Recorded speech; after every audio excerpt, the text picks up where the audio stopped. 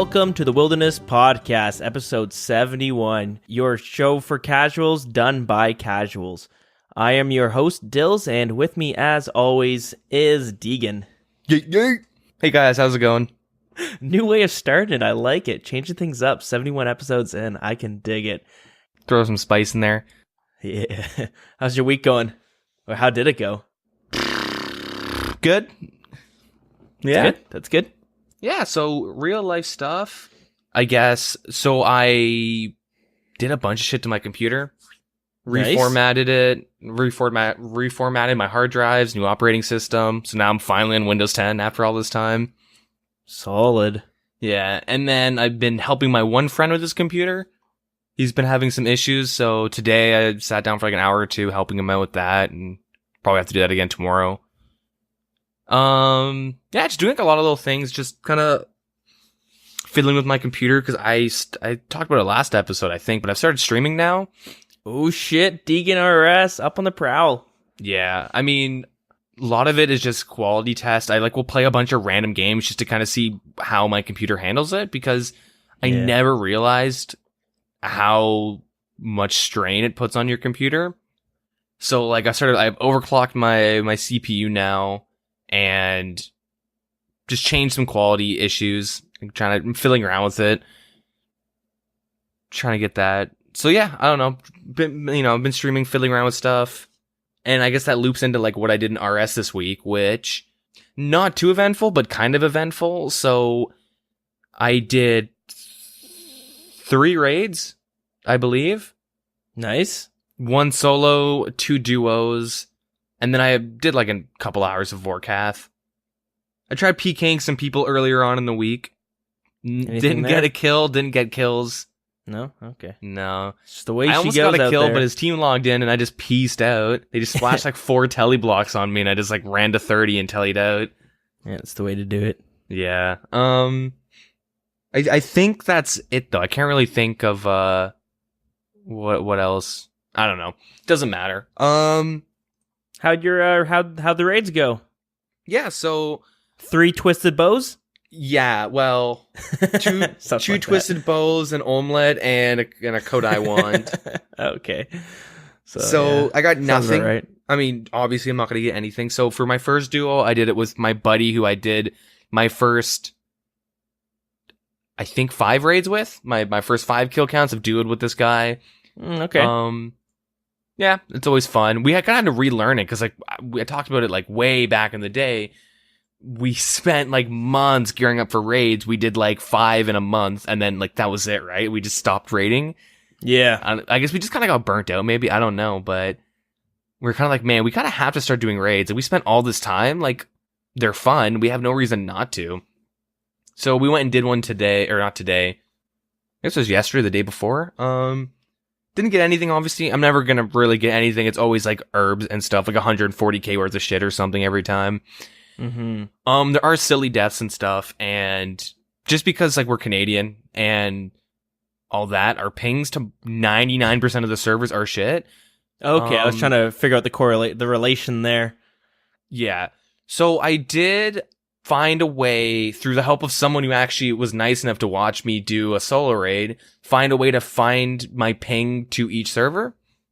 Oh, wow, nice. So there's like a thing you can put in Notepad, a little command, you turn it into a .bat file, which is just renaming the file to .bat. Like blank, OSRS ping .bat, and then you open it and it opens up your command prompt and it connects to all the servers. And from there, it's like, dude, Jagex, I don't know, like, that little flag next to their servers, like, don't mean shit. No? I don't think so, because, like, one of the lowest pings I get is World 1, which is British. It's a UK server, and maybe we get a priority due to, the old Commonwealth priority.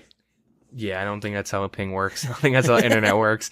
But you'll be like some American servers are good. Like I think it was World 314 is good if you're East Coast.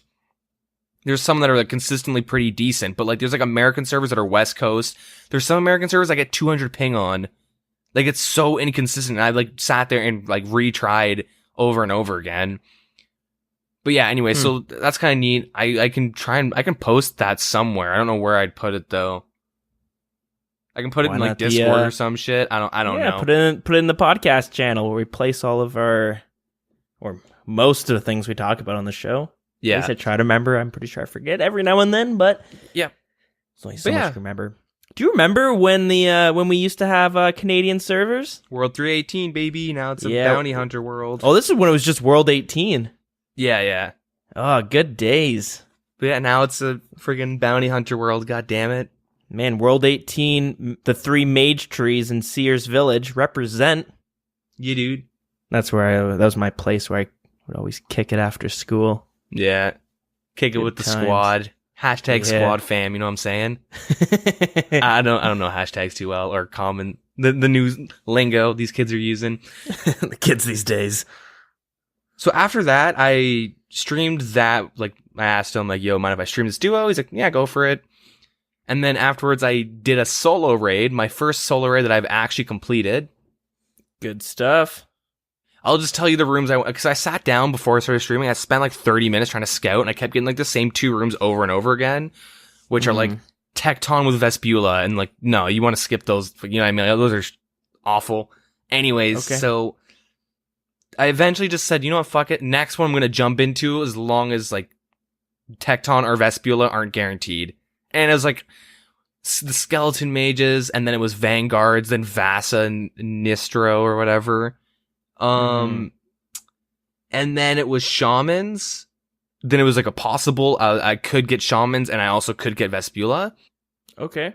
End up getting all of them. So I'm at Vespula. It's the last one. I'm like, oh, for fuck's sakes. Like, I've never beat Vespula. And I actually beat it this time. I ran out of 100%. I'm out of energy, out of stams, out of brews. I mean, maybe I had like 1 brew left, and I end up finishing off Vespula. It's such a bitch. That fight is such a bitch because you have to like attack the portal and then grab this fucking shit. You gotta grab this like weed stuff and feed the grubs, but like it's just a big pain in the ass. Is it just because you kind of have to be at 2 places at once? Yeah. Yeah. So the doing a duo, I have one buddy, like my buddy will focus on hitting the portal as often as he can safely, because like you hit the portal and I think it's like the next 8 or 10 ticks, Vespula does some shit protecting her grub. She does this weird thing, and if you do it on the right tick and you hit the portal again, she doesn't hurt her grub. She keeps doing her little weird animation thing. I don't remember what it is though, clearly, because when we do it, I'm focused on attacking Vespula and the portal when I can, but then feeding the grubs is my main job. Yep. And so if you're new to Vespula and you're solo, you have to do like all of that. I mean, I ignore her and attack the portal because that's all you have to kill the portal to beat the room. So I have to time attacking the portal with picking up the weeds and feeding them. It's such a pain, but I actually ended up doing it, and I'm like, because you're only like limited, like you get pretty much 4 or 3 tries, unless you have a Serpentine Helm on Vespula, because you'll get poisoned when you go in, and you can't make antidotes in the raid for some reason. I don't know. I've tweeted and posted on their suggestion things for quality of life like a million times to add stamina as an anti-poison to raids. It's stupid that they don't have it, but you know, I guess that's not considered a quality of life. PvM update, whatever. I'm not pissed. Yeah, that's weird. Yep. Yeah, especially that we saw, you know, last week we were talking about the PvM quality of life? Yep. Okay, so yeah, when they're bringing in the bronze axe to the ice, I don't remember what his name is, but it's the ice boss where I think you need to cut down trees and burn Ice it Demon? or some shit. The Ice Demon? Yeah, Am I getting that right? He's not a main boss, but he is like a room, but yeah. Yeah, they're putting in a bronze axe there so that you're not forced to bring an axe every single time to take up an inventory spot just in case you get to that. Yeah. And there's already a tinderbox there from a previous update. But they do things like they changed the Lizardman Shamans, they added Staff of Lights, and they're like, they changed the party interface to the Chamber of Xerix. Like, they do a lot of, but like, They don't like. Are you sure it's not an oversight on your end? No. You will run out of stamina. There are pools you can drink from, but there's no stamina potions. There's no anti-poison, unless you bring a serpentine. Yeah, that seems pretty bizarre. Yeah, I mean, I thought I was missing something. I remember making posts when I was first learning to do raids, like, what the fuck, guys? Why? How do I do this? How do I make these anti-poison? And they're like, no, you can't. That's why no one does Vespula.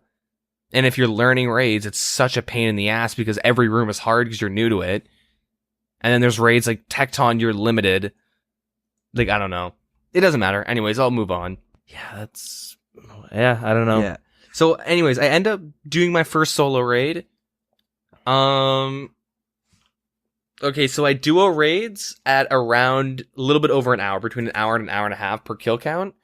Okay. Which is pretty high, but I'm sub. I have like 6 duo kills. You know what I mean? Yeah, and you're still learning the. And like we forget fights when we get to them again. That's how new we are to it. Yeah. Well, definitely. I am. My friend's more experienced than me because he's soloed a couple on his own. Yeah. So guess how long it took me to do the solo raid? I mean, I have a pretty good guess, but why don't you just tell me? Yeah, it was 2 hours and 57 minutes. Ooh, the 3 hour mark. Yeah, because I had your stream going on when you were doing it. I wasn't watching fully the whole time because I was doing some other things, but it was there, so I would glance at it and catch some of it. But yeah, this thing I'd look back and be like, "Oh, is he doing a second raid? He's doing a second solo raid right there." Nope, all one raid, baby. So I got a question. I haven't done the raids yet. If you die solo, does the boss reset? No, but interesting. I kind of wish that would happen, except for Olm, obviously, because Olm is really hard. So, that doesn't make any sense why it would. But if you die in Vespula, all the grubs hatch, portal fully heals, and now you have to kill 4 minions with Vespula attacking you the whole time. You know what I mean? And while she's attacking the next set of grubs. So if you die once in Vespula, your next run is pretty much recovering what happened. Like, it's... Some bosses, like, when you die, it's like, oh, we're fucked. Some bosses, it's like, okay, we just go back in. Like, Lizardman Shamans, you just go back in. Mutadiles, you just... Well, they'll heal off the meat trees, but it's not a big deal. Olm, on his last phase, when he's dropping the healing portals, he can fully heal. So you have to be really, really quick when you die. Interesting. Okay. Yeah. So I did that. I actually learned so much doing that, because there's like a lot of things I just kind of ignored, and we would just kind of get through the fights and whatever. But like, I learned a lot about the mechanics and stuff, and it was super fun. I had a lot of fun doing it, and some people were watching. This one dude who was watching the whole time, he was like kind of, he was cheering me on for 3 hours. I don't know how, like, I can respect someone that can manage to stomach watching me do this. And I'm finding this guy has like almost 1,000 kill count in raids. So he was able to like he was giving me a lot of tips. Super nice guy. And he was like, yo, let's do a duo. Let me show you how it's done. And we fucking, keep in mind, I like fucked up and we had to spend another 10 minutes in the raid. Maybe like 5 minutes. Maybe I'm over exaggerating. But with the duo, it was 40 minutes. Damn. Yeah. The dude had like a twisted bow and shit, so he was like carrying me hard. But he like taught me like how to do certain rooms in duos that me and my friend were doing wrong, and he taught me how to do Olm in duos, and that helped a lot. And really, really nice guy. I'm waiting for the YouTube video to come out being like, how not to do raids, and it's just your clips. I'm gonna find myself on Cute Noobs and just fucking Deegan quit the podcast in RuneScape. Hey guys, Dills and McDingus over here. I'm just gonna completely name change, get myself, revamp myself. But yeah, like those are the 3 raids. Like every time got like nothing, but it's I don't know. Raids are super fun. Raids, you're looking for they ain't no Zulrah. You're looking for the big drops, right? Yeah. I mean, when you're doing it well and you're ripping through them and you're getting them, like, let's just say you're doing it in 50 minutes, and when you're doing it that quickly, you're clearing all the rooms, getting to the boss, you're gearing up. What you do in duos, you get all the way to the boss, like if you're good, without having to stop and farm. And then you farm up your boot shoes and stuff, and you have overload pluses that you get from the boss kills previous. Mm-hmm. But then you'll go in and suicide an inventory of brews and restores, and you'll drop them in certain areas just to kind of help you. So you suicide when you first run into Olm because you lose a percentage of your points every time you die. Yep. And Olm, you get a lot of points from Olm because he's got a lot of HP. So you want to die because like you pretty much can't do it in one inventory. Like it's so hard. Like I've always died once doing Olm, at least once. So you might as well run in, not even attack him, drop the shit, like a full inventory of brews, die, and then you go in and you have 2 inventories to play with, and then you do the boss and you kind of min-max your points. Interesting. Okay. Yeah. So I actually learned quite a bit. It was really fun. The drops you get, like 100 to 200k if you do okay with the points. But, you know, you can get a twisted bow, you can get elder malls, you know. Oh yeah, like I said, it's the big drops you're really gunning for. Yeah. But yeah, anyways, I did some Vorkath. Nothing really. Pretty close to like BGS and stuff. I don't have a BGS anymore. I'm like 1 mil off from a BGS, so an hour of Vorkath, or, you know, we'll talk about it more in depth, but, you know, like 15 minutes of Rev Caves. So. Oh shit, little teaser. Anyways, that's enough about me. What about you? Let's see, myself, not a whole lot. I think I mentioned ago my PS4 kind of got pooched. I got all my saved data deleted. I'm pretty sure this is the second time that I've mentioned this. The first time the second time I put in a new hard drive that had more space, and I thought I backed it up already on another hard drive, but I fucked up and ended up wiping it and lost a bunch of time there. I think I was playing Final Fantasy 15. I lost like 20 hours worth of time on that game. Yep. So then I put the new one in. Anyways, yeah, so it got pooched because my power breaker kept tripping just because, like I said, we moved into this house. It's still got a lot. It's still getting fixed up to believe it or not, but it's getting there. But we have problems where like we're doing laundry, and 50% of the time it's gonna trip the breaker at some point through the cycle, which is fucking annoying. Because if you don't catch it right away, it's not good to have your clothes just sitting in water. You know what I mean? Yep. So that's not good. Anyways, that happened with my PS4 2 times in a row, and it corrupted everything. So I lost like 40 hours of Final Fantasy 15, 20 hours or so of Fallout, and I lost like 4 hours of No Man's Sky, and it was a game I just started playing. So I've been playing some of that, trying to get back to where I was. It's a really cool game. I don't know what it was like when it first came out, but I know they've updated it like crazy since. And so I can't compare it to how it was when it was originally released, but it's good. I'm really enjoying it right now. Sometimes I get that itch just to jump and play a space simulator game. I love how you can just see a planet, fly to it, and you can fly right into the like atmosphere and land on the planet with no loading screens in between. Yeah.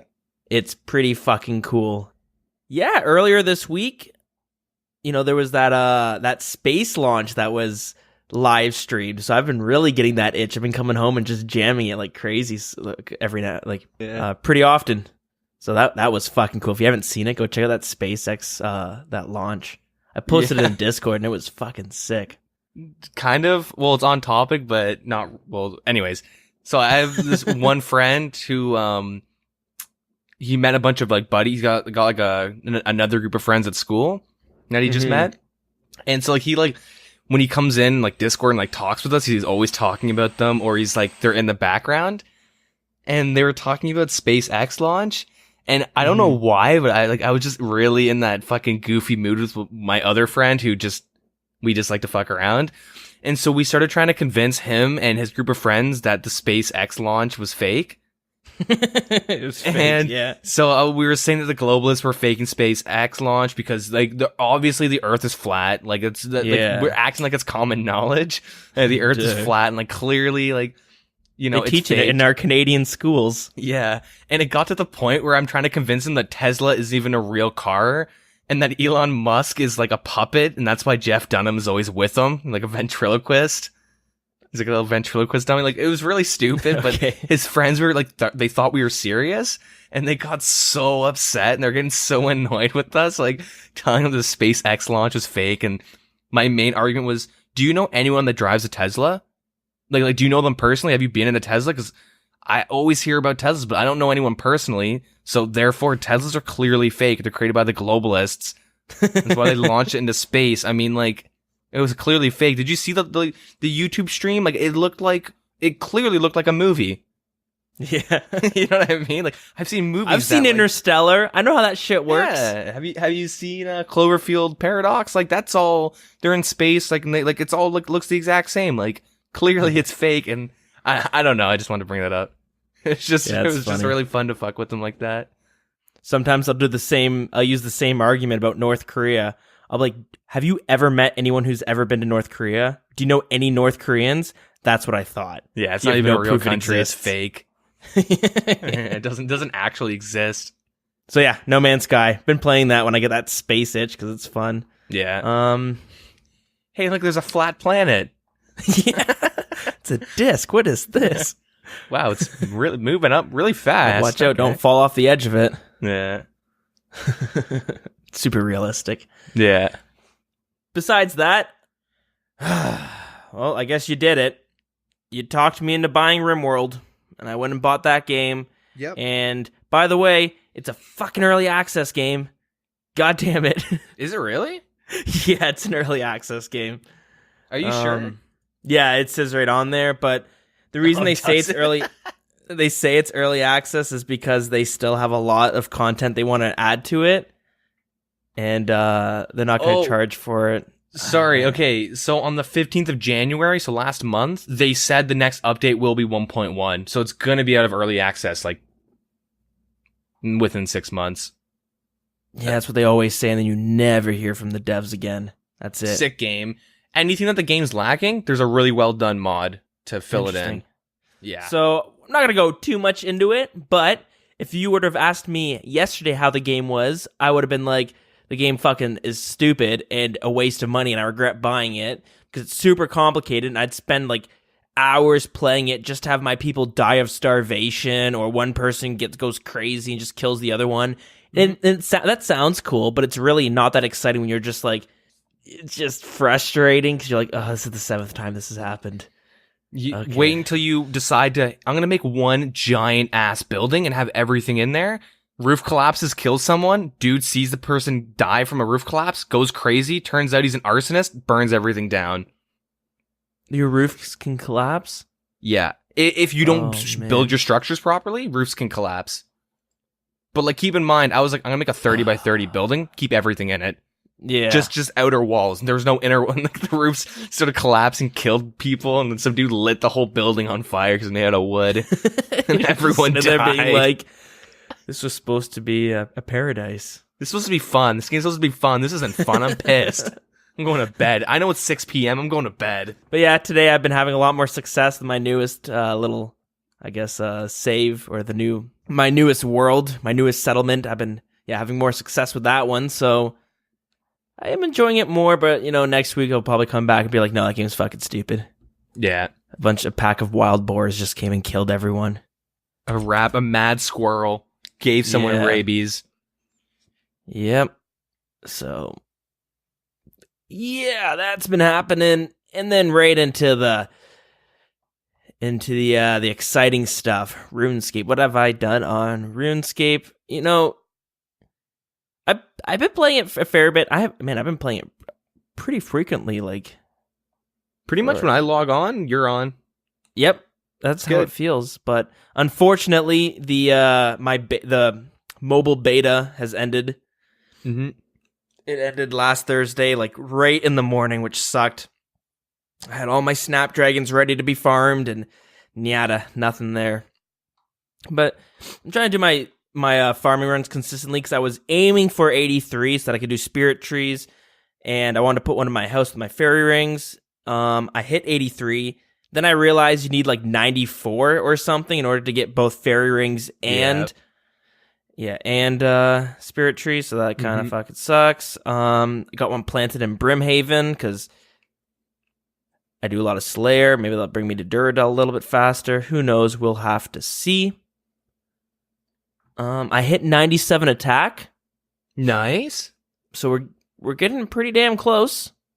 What's your Slayer level? I almost don't want to say it's 94. It's funny, I checked it today. Is it higher than mine? I was like, oh, he hasn't trained Slayer since I leveled up, and then he leveled his past mine. So we'll have to see how that goes, because my experience is higher than yours right now. We're gonna have to cut this podcast short. You're just not paying attention the whole You're entire 140k time. experience ahead of me. Okay. Yep. All right. So, yeah. I'm also on the list of goals. I'm aiming to get 73 hunter, because I like to be able to do black chins when I want to do hunting. Yep. The option is very nice. Yeah, and also it'd be great to be able to anti-PK. So on my list of purchases that I want to get is an Armadyl Godsword. Because, yeah, there are a bunch of YouTube videos out there of people doing black chins and can turn around and lay the smack down on some PKers and get a kill, right? Yeah. Because chances are, if they're PKing people getting chins, there's a good chance they're not going to be the most skilled PKers. You don't got to worry about no tri-birders and shit, but, I'm sure at the same time you do. The big issue is that you'll see bad PKers trying to kill you, and then you see really good tri-birds like Monty or Abyss in like 500 mil risk tri-birding you with a team, and you're like, I'm fucking doing black chins, dude. Yeah, imp in a box, throw away my chins, and let's get out of here. Yeah. Gotta get that Din's Bulwark, that's what I'm spraying. Man, that's a fucking sick item. I really like that. Yeah. But, basically it. I purchased a Dragon Fire Shield because I had a Wyvern task. And I've realized the way I do most of my, like, big ticket purchases is I'll have, like, a 10 mil cash stack, and whenever I get a Slayer task that I'm like, oh, I would benefit from having a Torture Amulet, boom, I'd buy it. Or, for instance, I had about 10 mil, and then I got the Wyverns task, and I was like, do I have best in slot everything for this task? No, I need to get Dragon Fire Shield, let's buy that. Boom, even though it's going to sit in my bank for a while, and I'm not going to use it as much as I might use, the, the Anguish, the Necklace of Anguish, which is the Ranger. So... yeah, I don't know. How do you purchase your items? Do you have a list of things you want to buy and you just go out and buy them? Or do you... So, in the past, depending on what I was doing and what I was focusing on for, like, goals, I would sell off my big ticket items and buy them. So, I used to... Oh, right. You're a seller and you're always switching up the items you have. Well, not anymore. I don't need to do that anymore. Humble brag. But... oh, easy now. Mr. Staker over here. Yeah, let me just vomit from staking my Dragon Warhammer, make half my bank real quick.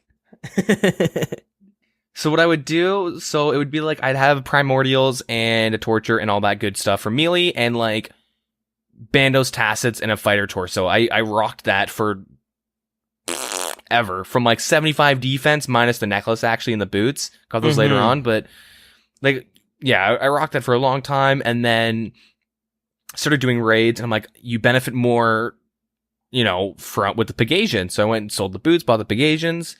Like I would buy and sell items, but what I do is with my Slayer tasks, I would postpone them. So I'd put my Primordials up for a little bit more than I originally bought them for, and then I would sell them, and then I would do the same with Pegasians, but do it under for what people are selling and buying them for. And I would do that, so I'd make like 100k per flip, so it's not too bad. And then sometimes when I'm like, fuck it, and I lose 300k, I don't feel bad about it. Right.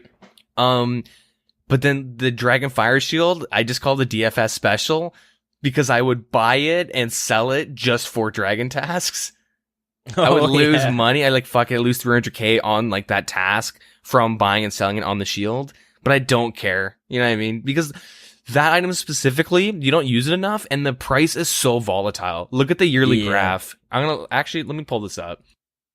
I know right now it's crashing fairly, that's the thing. I looked over it's gone down about 500 to 600k just from this week alone, and I was like, okay, it's either going to crash a lot more, or it's going to start going up again. It's kind of hard to say, but yeah. So let me just say this. So at one point in the recent 365 days past year, at one point it went from, this is being very general, but 11.6 mil, almost 11.7 mil, consistently went down to 7.6 mil, and then would go up to 9.4, and then down to 7.1, and then up to 11.1, and now it is 7.3.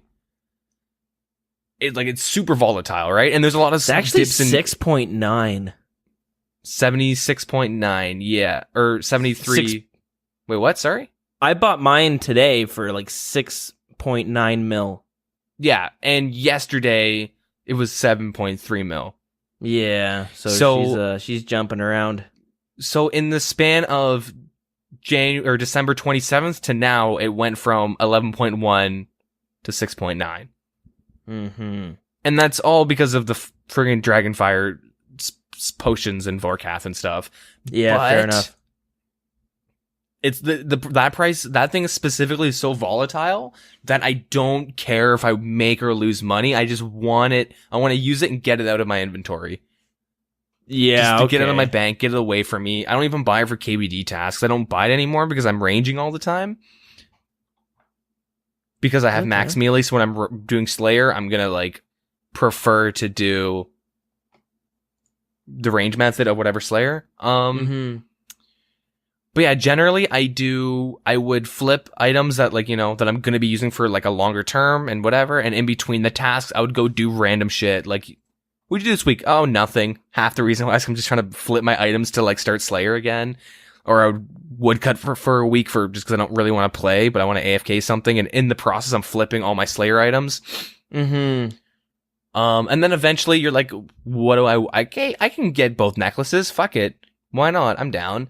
Oh, I can get both boots. Fuck it. Even though I should be selling them and buying things like ACB and stuff like that. Mm-hmm. There are items I just like to kind of hold, and it does look nice to say, okay, well, I'm going to melee or I'm going to range, and I already have all the best in slot stuff, minus the crossbow. Yeah, okay. And I can kind of rip through it. It's a slow process. I bought my BGS at like 2 mil at one point, saw it go to 4 mil, sold it. Now it's like 9.2 mil. And that all hurts. From the special being lowered from 65 to 50%, right? And also being very good against Vorkath. Yeah. And good with raids too. So it hurts, but yeah, that's fine. It's the name of the game right there. Yeah. Yeah, if you're patient with your items, you can make a little bit of profit while you're transitioning from melee to range. Like if you're planning on doing what I did, what I'm doing, I guess, is maxing melee and then going to range through Slayer. You might want to do that. There are some items that no matter what I keep, like the Zamorak Hasta, because like I bought it and I sold it once for like a week and then I bought it again over the course of me pretty much being able to buy it. Soon as I could buy it, I bought it. Because that, like, I've gotten the most use out of it, almost as much as the whip. Because, like, you can bring it to, like, any boss, pretty much. Like, it's so good. It's such a good weapon. The Hasta's, like, it's... Plus, it offers defensive stats, so you know what I mean? Like, there are a lot of positive things that come from just that weapon alone. Yep. Because I have one as well. I got it for Cerberus. And, yeah, that's the thing. I am the opposite in the sense that I buy an item and I just keep it. I never check the prices of it, and I just have no plans of ever selling it. Yep. Which is like, it works out because I got the Sarah Godsword pretty early on. It was one of my, it was my first big ticket item. Yep, and that's another item. Sorry, go? No, I was saying it's my first big ticket item, and it's like my most expensive item I have right now. And yep. But do you now see what I mean when I said like that was the first item you should focus on? Like, do you notice when you go to Slayer, you're like using less prayer potions, using less food? Yeah, a bit, but really it's the bosses that I noticed that it helps a lot. For like Cerberus, the thermonuclear devil, it helps a lot. There's probably some more that I can't think of, but like there's a lot of Slayer tasks that I do notice it, but at the same time, like. It's the bosses that it really does stand out because because the Crystal Halbert's still a pretty good item, and I would still be bringing that a lot of. You know what I mean? I'm still bringing that sometimes over the Saragod sword for like dark beasts and stuff like that. Okay. Yeah, it's like kind of like a quality of life item itself. You know what I mean? Yep. And I mean, I did the math a while ago. Hopefully it was right. Probably wrong though. But it was pretty much you're gonna always if you're you're never gonna make the money back. But like I've noticed that like I don't buy prayer potions anymore. Mainly because I mean I bought the restores, but that was for like PKing and other reasons. But by the time I'm out of prayer potions, which takes a long time because I'm using the God Sword and stuff, I have a nice stack of Renars that I got from Daily Herb Box. You know what I mean? Gotcha. I'm constantly in like, I'm out. Okay, well I can make almost 200 prayer pots. Yeah, like I still do kind of buy the potions a lot. Well, I buy them the unfinished potions, and I use that to get my Herblore up because Herblore kind of fucking sucks to train if you have that as a goal. Yeah, get it to 78 and then stop for a while. Yeah, I'm pretty close. I'm almost 77, so that's good. Nice. So is that all from passively training though? Yeah, from farming. I don't sell any of my herbs. I turn them all into potions. Like I have a stack of like 500 toad flax made into potions because I fucked up, and so you can make them at level 68. You can make extra strong anti-poison potions, and you have to the ingredients are coconut milk, toad flax, and yew root. So naturally, I thought you had to put the toad flax into a vial of water, use the coconut milk with the water, and then put the yew root in with it. Turns out you got to put the toad flax into the coconut milk instead of a vial of water. So I have like 500 toad flax sitting there for whenever I hit level 81, I can turn them into Saradomin brews. But they're just kind of sitting there because any herb I get, I just turn it into a potion eventually. Whether that's through farming or Slayer. Sorry? How many toad flax do you have? I have 500. Jesus Christ. Yeah, it's like 2 mil or something like that. Let me check real quick. Yeah, well, holy shit, they're 3K each, so 1.5 mil. Okay, yeah, fair enough. That sounds about right. Yeah, and I don't want to sell them because I know when I hit 81 Herblore, it's going to give me quite a bit of experience, and there's just Herblore is so fucking expensive to train, and you almost always train it and lose GP no matter what, unless you're turning the unidentified herbs into identified herbs, or I guess cleaning grimy herbs now, because it's one of the only ways to make money off of it, but it's super slow and kind of tedious to do. Sorry to kind of derail us for a second, but you know how they used to be unidentified and you just had no idea what kind of herbs they were? Yeah. I had a bank system, so I knew which ones were unidentified, and I'd go and sell like the Guams, the Heralandus Torments. I'd sell all the shitty ones to people for 1k each. I remember, because that was a great way to make money. You'd sell them all for 1k each. I'd go to Chaos Druids when I was a low level, and I would just stack them all up. And I remember I sold some guy, and I sold him like, let's say 50 for 50k. And everyone's always skeptical that you're somehow scamming them. Well, not scamming them, but I guess kind of scamming them. The same way that you were doing it, where like you know what they are, so you're selling them Guams, even though you're like, well, who knows? Maybe it's Snapdragons.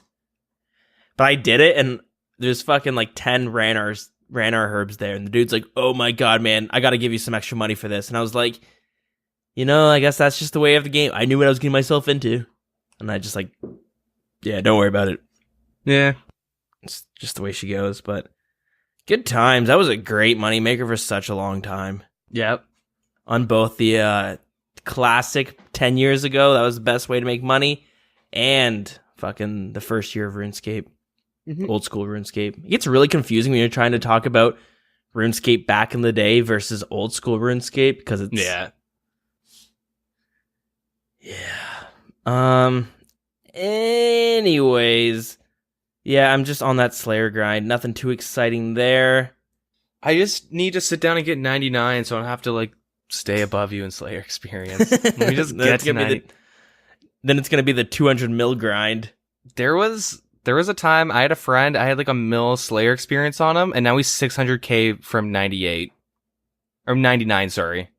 Shit. Yeah. Like, I gotta get on that Slayer grind. I haven't been slacking for a while.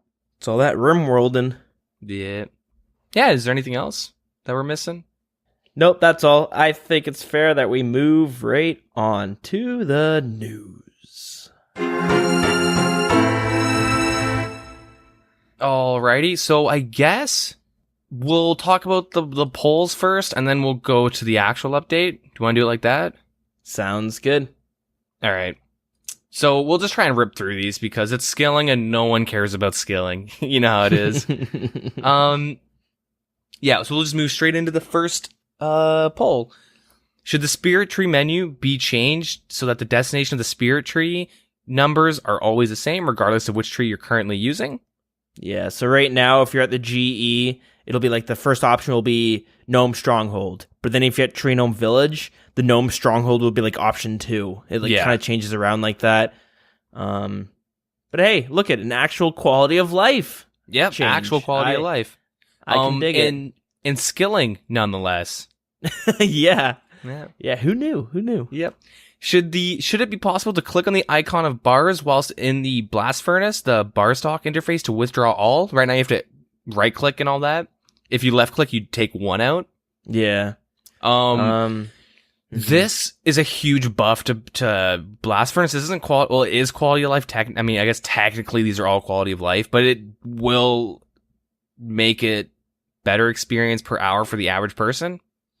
Yeah. Much better, and better on your wrist too. Exactly, yeah. And I think part of the problem was who's only going to be taking out like one bar. Yeah.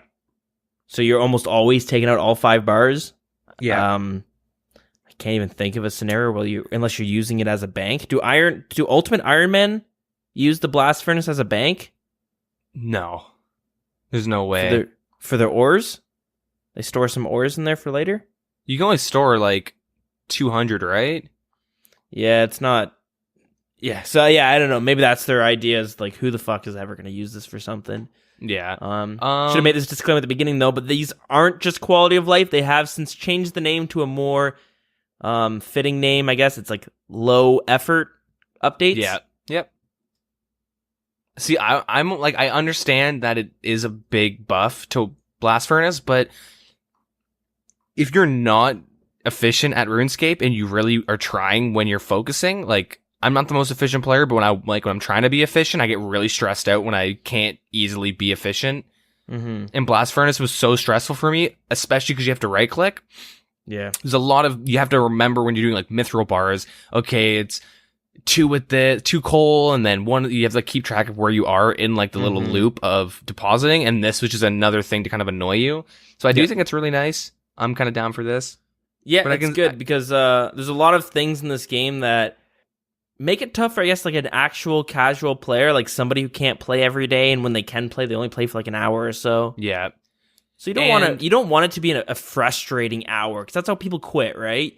You want people who have like a family or they have kids to look after and stuff like that. You want them to still be able to enjoy their time on RuneScape when they're playing. You don't want them to have to avoid all of these tedious events because, they're tedious.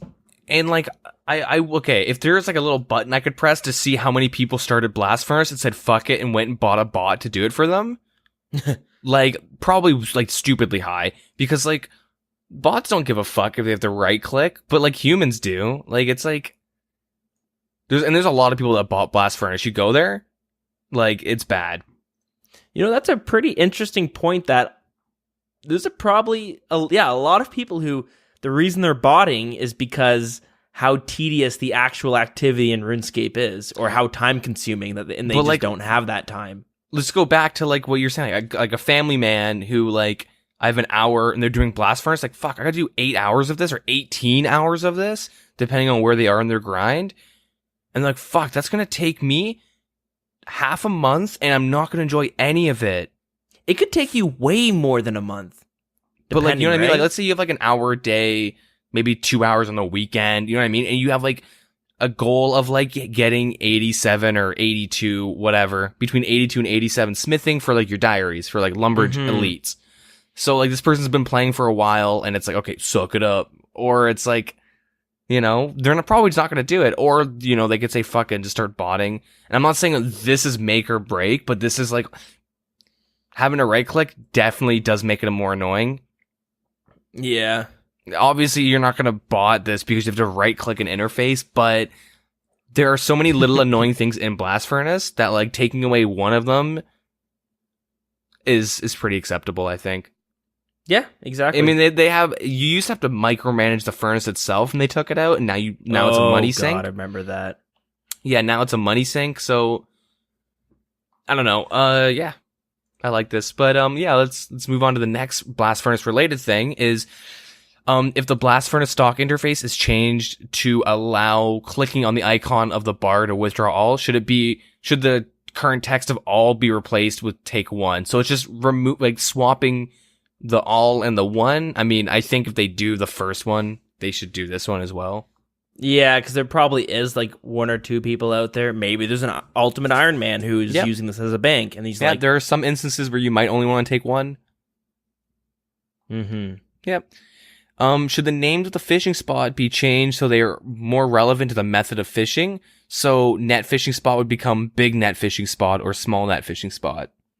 See, that makes sense, but for me, it's like, I'm like, man, it's been like that for so long. Yeah. So for me, it's like harpoon net, and then there's net and bait. You kind of know which one's which. You know what I mean? But yeah, although for a more casual player, I can see how it's really easy to forget. Hell, I haven't fished in so long, and I forget which one it gets paired with which. But like, if you're mobile and you're new to the game, you're like, what? I have a net. What? Yeah. Yeah. So this is a big net. What the fuck? Yeah. So I mean, it will be really, really weird, but it's not a big deal. No, it's not at all in it. Yeah. We will adapt. Yeah. Should the dialogue the Garden Mummy has when selecting the start minigame option and the Pyramid Plunder be removed if you've already seen it once? They're missing a comma there, aren't they? Yeah. It's super weird. Taking me like 30 times to say this properly. Yeah, whatever. I mean, obviously, I think it should be removed. No one reads the dialogue the first time. Why are you going to read it the 5th time or the 80th? Yeah, you said it. Should it be possible to recharge the Pharaoh Scepter when using noted artifacts? Let me do some digging real quick. Okay, so I didn't know this. The artifacts obviously are referring to the things you can get from Pyramid Plunder. So you get these little artifacts. So there's different types. There's ivory, pottery, stone, and gold. And there's various different kinds from that. You can trade it in for money. And right now, it takes 6 gold artifacts of any kind to charge it, 12 stone artifacts of any kind to charge it, and that's it. Just the 2 of those. You can't use pottery or the ivory. So cool. I did not know that. Should you be able to use it noted? Yeah, I think with numbers that high, you should. But it's 6 for 6 charges, no? Yeah, but I don't know. Might as well, right? What if you're using stone? 12? I guess. Like, if you have a crap ton, say you're an Iron Man, you have a crap ton of these artifacts, and you want to just put as many as you can, like... You can only charge to a certain amount, though. That's the only thing, right? Isn't it? I always thought it was pretty high, isn't it? Oh, sorry, the wiki was fucking me around. It's 24 pottery or ivory artifacts to recharge it. So I think the reason they're saying the noted part is because they're referring to the 24 artifacts required for the lesser ones. Okay. And it has, so it's 24 to fully charge it, which brings it to 3 charges, it looks like. Oh, okay. And the charges go up with the higher, with diaries. That's coming off the top of my head, so I might be getting that wrong. Yeah, that seems like a very, I don't know, that one, like, I'm surprised that's kind of in here. I mean, it is quality of life, but... It's kind of a niche update, but there's a reason why it's in here. It has to be, like, annoying enough to have people go, yeah, can we have this? So, I don't know. We'll continue, though, because we have a decent amount to go through. Should the Guardian Mummy at the Pyramid Plunder be able to take away charges from the Scepter? I don't know why you'd ever want that.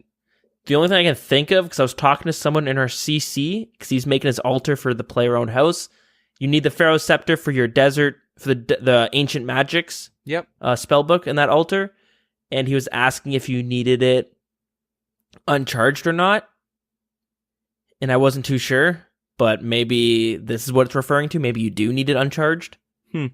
And for someone like an Iron Man who who can't just go out and buy one, they'd have to teleport randomly 3 times, kind of pain in the ass. So maybe, okay. All right. Should a new option be added to house options menu to allow you to render your player-owned houses without doors? This is mainly for, I guess, if you haven't optimized your house and you have to run through a lot. Or it's render. Okay. So you can keep them open. I guess if you're going to always keep them open, you might as well render them so they're not there. Maybe to save some usage of your PC, especially if you have a big house. Or if you're like if you're hosting. For me, I can see it if you're accidentally clicking on a door and it closes it. That's true. That's true as well. Or if someone's trolling around. Yep. I saw a video a while back of a guy who'd go to the house parties and just constantly close the doors on the people running to the Gilded Altar. Yeah. Ice Poseidon. Fair Fun enough. fact. Closing doors, that's what he first did on RuneScape before he became what he is today. Oh boy. Yes, don't close doors, or that's the product of it. Yeah. Should it be changed so that it no longer requires to confirm via click here to continue?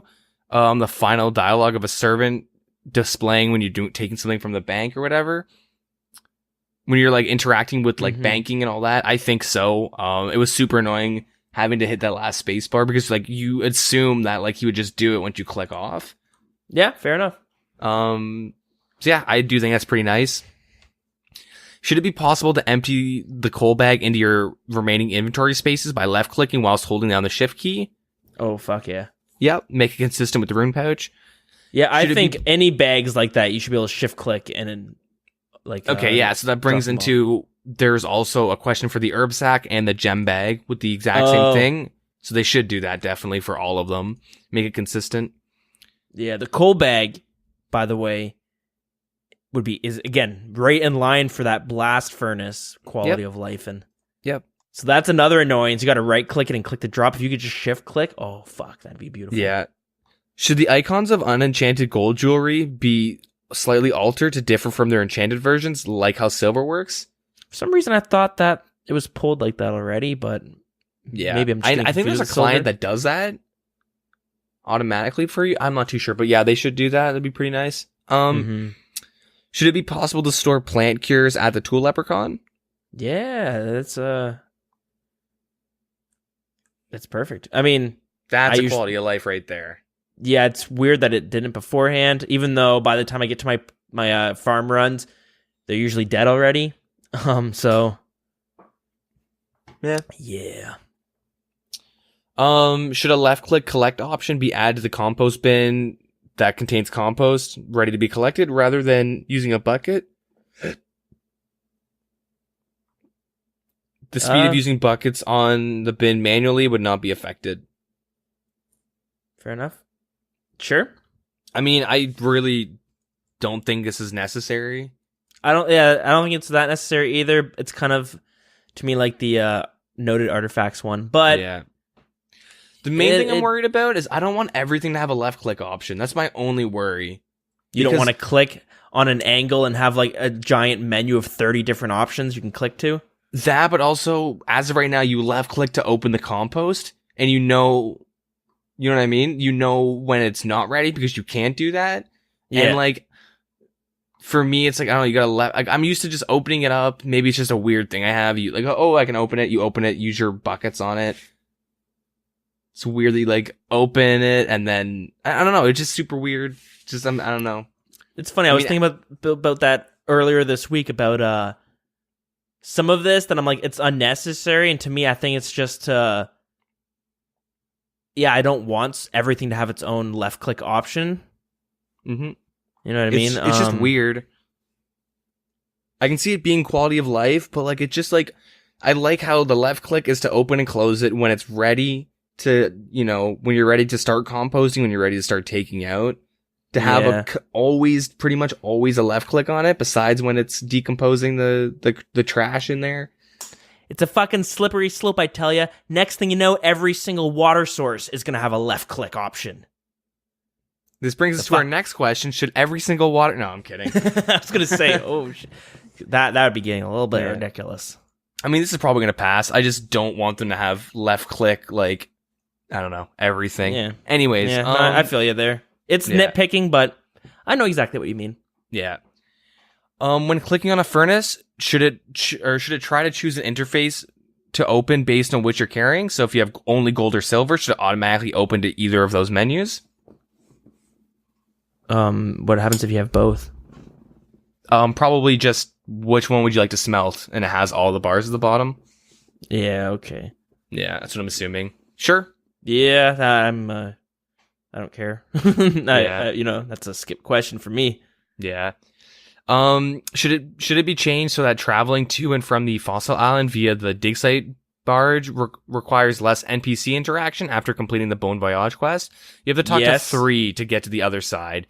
And the thing is, like, you talk to a guy to board the fucking ship, and then you got to talk to a junior, the junior traveler, and then there's like a senior traveler. Mm-hmm. And you know how easy it is to fucking get to, like, what is it? You go to a smaller, what is it? You go from one boat to another boat? I believe so. Yeah, so the amount of times I've clicked on one, wasn't really paying attention which one I clicked it, ended up back at the dig site being like, how the fuck did I get back here? Yeah, that was the first thing I noticed when I did the quest and going to Fossil Island was like, why can't I right click or left click? No, why can't I right click the guard or whatever that you have to get onto the boat? Why can't I just right click them and go to Fossil Island? Yep. Weird. But whatever. That should be, yeah. Should the glass blowing interface be replaced in the new chat box? Introduce the make all update. Obviously, they have to make these things consistent. God damn it, Jagex. Should the leather crafting interface be, the same thing? Introduced with a make all update or improvement update. That's the thing. Are they going to take away all of these little menus? Because, you know what I mean? Like the smithing one, it'll be weird if that's the odd man out here. Yeah, see, I don't know. It'd be nice to have it a little varied because it's, beforehand. I don't know. Yeah. Should the enchant crossbolt interface be replaced with the new chat box menu introduced the make all update? You can't make all or make X. You have 1, 5, and 10 sets. Like fletching of arrows. So it's my same argument as, before. Mm-hmm. Should the dig site pendant be changed so that when it is equipped, all teleport options are displayed as a right-click option? Yep. Obviously. Yeah. Should the dialogue that appears when attacking a monster you do not have assigned as a Slayer task be changed so it doesn't interrupt picking up the dwarf multi-cannon? Oh, for the love of God, yes. Even though is that skilling? How'd that sneak in here? Well, Slayer's a skill. Yeah. Hey, ranged is a skill. Yeah, that's their argument. But for the love of God, yes, fucking change this. Oh my God, I got PTSD from being at the Calphite cave and yep. Not be able just fuck it. I'll go talk to the dwarf engineer later. Yes. I give up. Should the left click of the symbol of life altars found within the Tower of Life be changed to activate rather than inspect? I've never been there in my life, so no. Yeah, I don't really go there either. Yeah, that's a skip for me. I have no idea. I've never been in there. I know a lot of Iron Men use it. If you don't know, it's for like, I hope I'm not getting this wrong, but you could no, that's good. Let me look this up real quick. Okay, so I'm going to explain it again. So I know it's used a lot by the Iron Men because it's really good at getting the second ingredients for a herb lore. You kind of, you can summon these monsters and they drop the second ingredients. Okay, here's an example. It's called a Newt Troost, which is half chicken, half... I guess it's a half chicken, half newt. Yep, sounds right. You need an Eye of Newt and a chicken feather to use it. And when you kill it, it always drops the Eye of Newts. And it drops between 4 and 12. My friend Eye of Newt would like to speak to you. That's all I'm saying. Shit. But I know what you mean. Yeah, there's you can get a lot of secondary ingredients and stuff from there. And I just learned about an item that I totally forgot existed. Do you know what the rune satchel and a tea flask is? Yeah, you can put like sandwiches and shit in there, right? Yeah, it's like a bag for your fucking... It's like a lunch bag, but you can put multiple food in it. Yeah, it's pretty cool. That is awesome. How much do they sell for? See, the wiki's saying the satchels are tradable, but I can't find a price for any of them. Because it's not traded enough, I guess. But it's so little that it doesn't even appear on OS Buddy? Yeah, it's possible. I don't know. Well, we can continue though. It's not a big deal. It's not even in... I guess that's a problem. That's a mistake on the wiki. But anyways, point is... Oh, there's also a tea flask. We can hold up to 5 different teas in it. Damn. Badass. Let's maybe see some unfinished porcelain teas. Oh, shit. It'll be that one. Maybe that's where that one guy kept his tea or whatever. Yeah, a couple episodes ago. Rarest item in the game. Quite interesting. Anyways, yeah, there's a bunch of things you can get your second ingredients for. There's ones for unicorn horns, red spider eggs, jubbly birds, and cave eels. So, yeah, again, used for Iron Men. Most people just go to the GE to buy it, so... Yeah.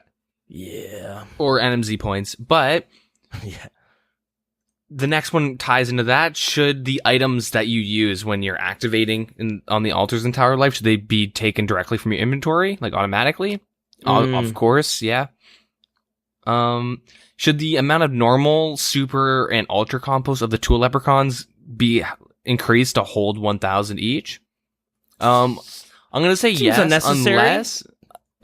unless this takes away from my fucking bank space. Give me more bank space. Yeah, I agree. I do find that it's a bit unnecessary. Like 250 is quite a bit, but at the same time, whatever. It's not a big deal. Yeah. Should the interface be changed when using a scroll of redirection on a house teleport tab so they can be easier to navigate? Yes, of course. Yeah. Okay. I'm always scared about making like a Relica teleport when I want to make a Taverly or something by accident, or vice versa. Should the amount of raw Karambwanji caught be substantially increased based on your fishing level? Of course. That's what you use in the vessels to catch the Karambwans.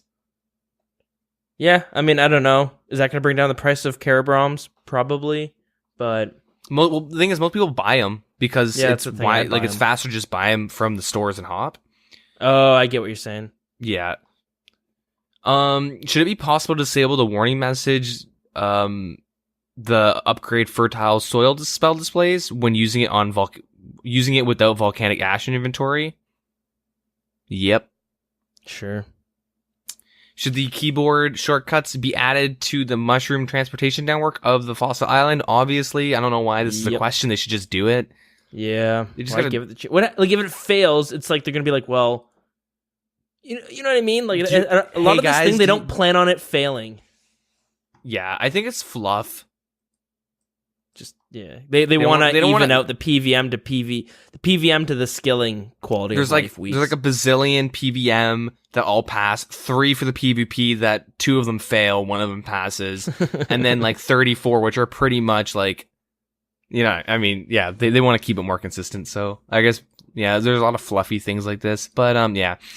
Should the crystal saw be changed so that it only depletes charges when you're constructing something you don't have the level to do so, but you're required? Of course. I done goofed a few times there. So the crystal saw gives you boosts, like a 3-level boost when you're doing construction. Sometimes you don't need that 3-level boost, but you might have it in your inventory anyways, and you'll deplete its charges. And then you have to go, I think you gotta go use the crystal and get a new, I don't know, it's some annoying shit. Yeah, it's a pain. I think this is pretty important to do. Should an additional bank location be added to the areas of the blast mine? I mean, if this is a question, I'm assuming it's kind of necessary. I've never been there, and I probably will never go there, to be honest. I've never been there myself, but I do know it allows you to... It's like the blast furnace, but for mining. Not the great for experience, but great for money. But like I was looking at it, you make from... If you're at like level 65... No, wait, sorry. If you're at level 70 mining, I think you make like 80k an hour. But if you have 75 mining, you make like 400 or 500k an hour. Jesus. I might be getting the numbers, like the legit numbers mixed up, but that's what I'm saying. The difference is huge because it gives you like, at level 75, you're able to mine actual rune ore. So, That's why the difference is so huge. Whereas 70, you're just getting Addy, but then once you get to 75, even though it requires you 85 to mine Rune Ore, with Blast Furnace, you can start doing it at 75. Yeah, Blast Mine. But yeah. Yeah, sorry, Blast Mine. Yeah, gotcha. Yeah. That's on Zaya, by the way, at the Lovakenge house. Yeah. Should the left click of the jar generator be changed to Impling Jar rather than Butterfly Jar? I thought that thing only does Impling Jars. Maybe it does both. Yeah, I don't really know. I've never looked at a jar generator in my life, so I can't tell you. You can get it from Puro, and you trade in jars of imps for one, and you use it to create other imp jars, and people would do this to sell the imp jars, because an imp jar sells for only 733, but I think it gives you like 30 of them or something like that. I can't remember, but it works out so that you can make money off using the jar generator. Oh, okay. Nothing crazy, obviously. Mm-hmm. Should the final tunnel used to find the herbivore be changed to the left click as attack rather than search? I guess so. I've never done it. I guess it makes finding the herbivore easier. Yeah. So I don't know. Should it be possible to reset a box trap from the ground via the right click option? And this would be the same speed as picking up the box trap normally and then setting it manually. Existing box trap methods would not be affected. I think so. This is pretty big. So when I was doing my hunter grind, it was like I would just want to right click and reset it instead of picking it up and dropping it. Yeah, exactly. But yeah, that is it for the poll questions. Nice. Yeah, so we'll move on to the updates. So PvM update and Wilderness Rejuvenation. Let's talk about this because I'm not too happy. Oh shit! What's that? Do we get a bitch with the Wilderness Rejuvenation? Yep.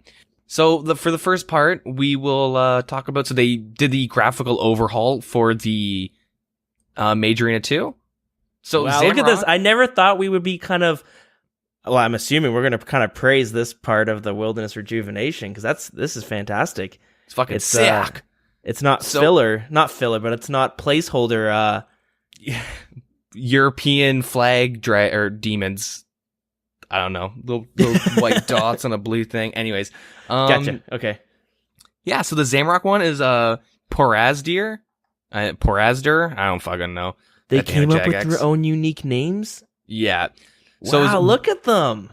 So, you might like this. Once one of Zamorak's most trusted generals, he now roams the wilderness, killing all in his path. So, some lore, you know? Yeah, look at that. Yeah, pretty dope. Yeah, so for the Saradomin demon, he is now Justiciar Zachariah.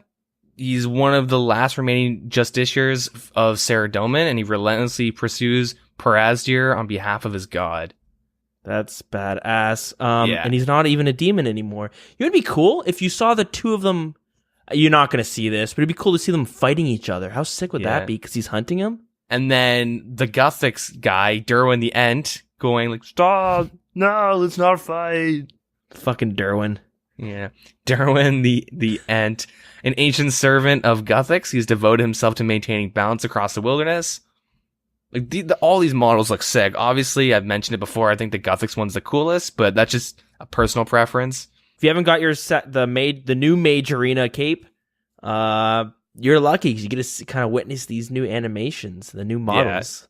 So we got Porazdir, Justiciar Zachariah, and Derwin. Yeah, fucking Derwin. Yeah. So alongside that, they have made the dialogue not super bad. They've updated it. I really do like how they added like lore and stuff. I think it makes it really neat. The enchanted symbol that you use to track them no longer asks which boss you would like to search for, and when you only have one boss to left to kill, it'll just help you find the last one just to make it more easier. And they nerfed the twisted bow finally. So, whoa. Dude, it was so annoying watching streamers die with it, and then 30 seconds later, they have another one because they have a twisted bow. Yeah, that's fair enough. That bugged me. Fucking privileged sons of bitches. Yeah. So there's that, and then the next update is the Rev Caves. So they've gone ahead and buffed the Rev Caves. No, God! No! God, please, no! No! No! No! Yeah. They've taken out the 100 times item drops. Oh. Okay, that's good, right? Well, because they said it felt too private servery, but they added a emblem trader that they added an emblem that you can sell to the trader. There's one that's 4 mil, 8 mil, and 16 mil. They can also be elked for 60% of the sell value. Really? Yeah, and all you do is go and trade. You go, like, in the rev caves, you go northwest, and you trade the dude, and he gives you 16 mil cash.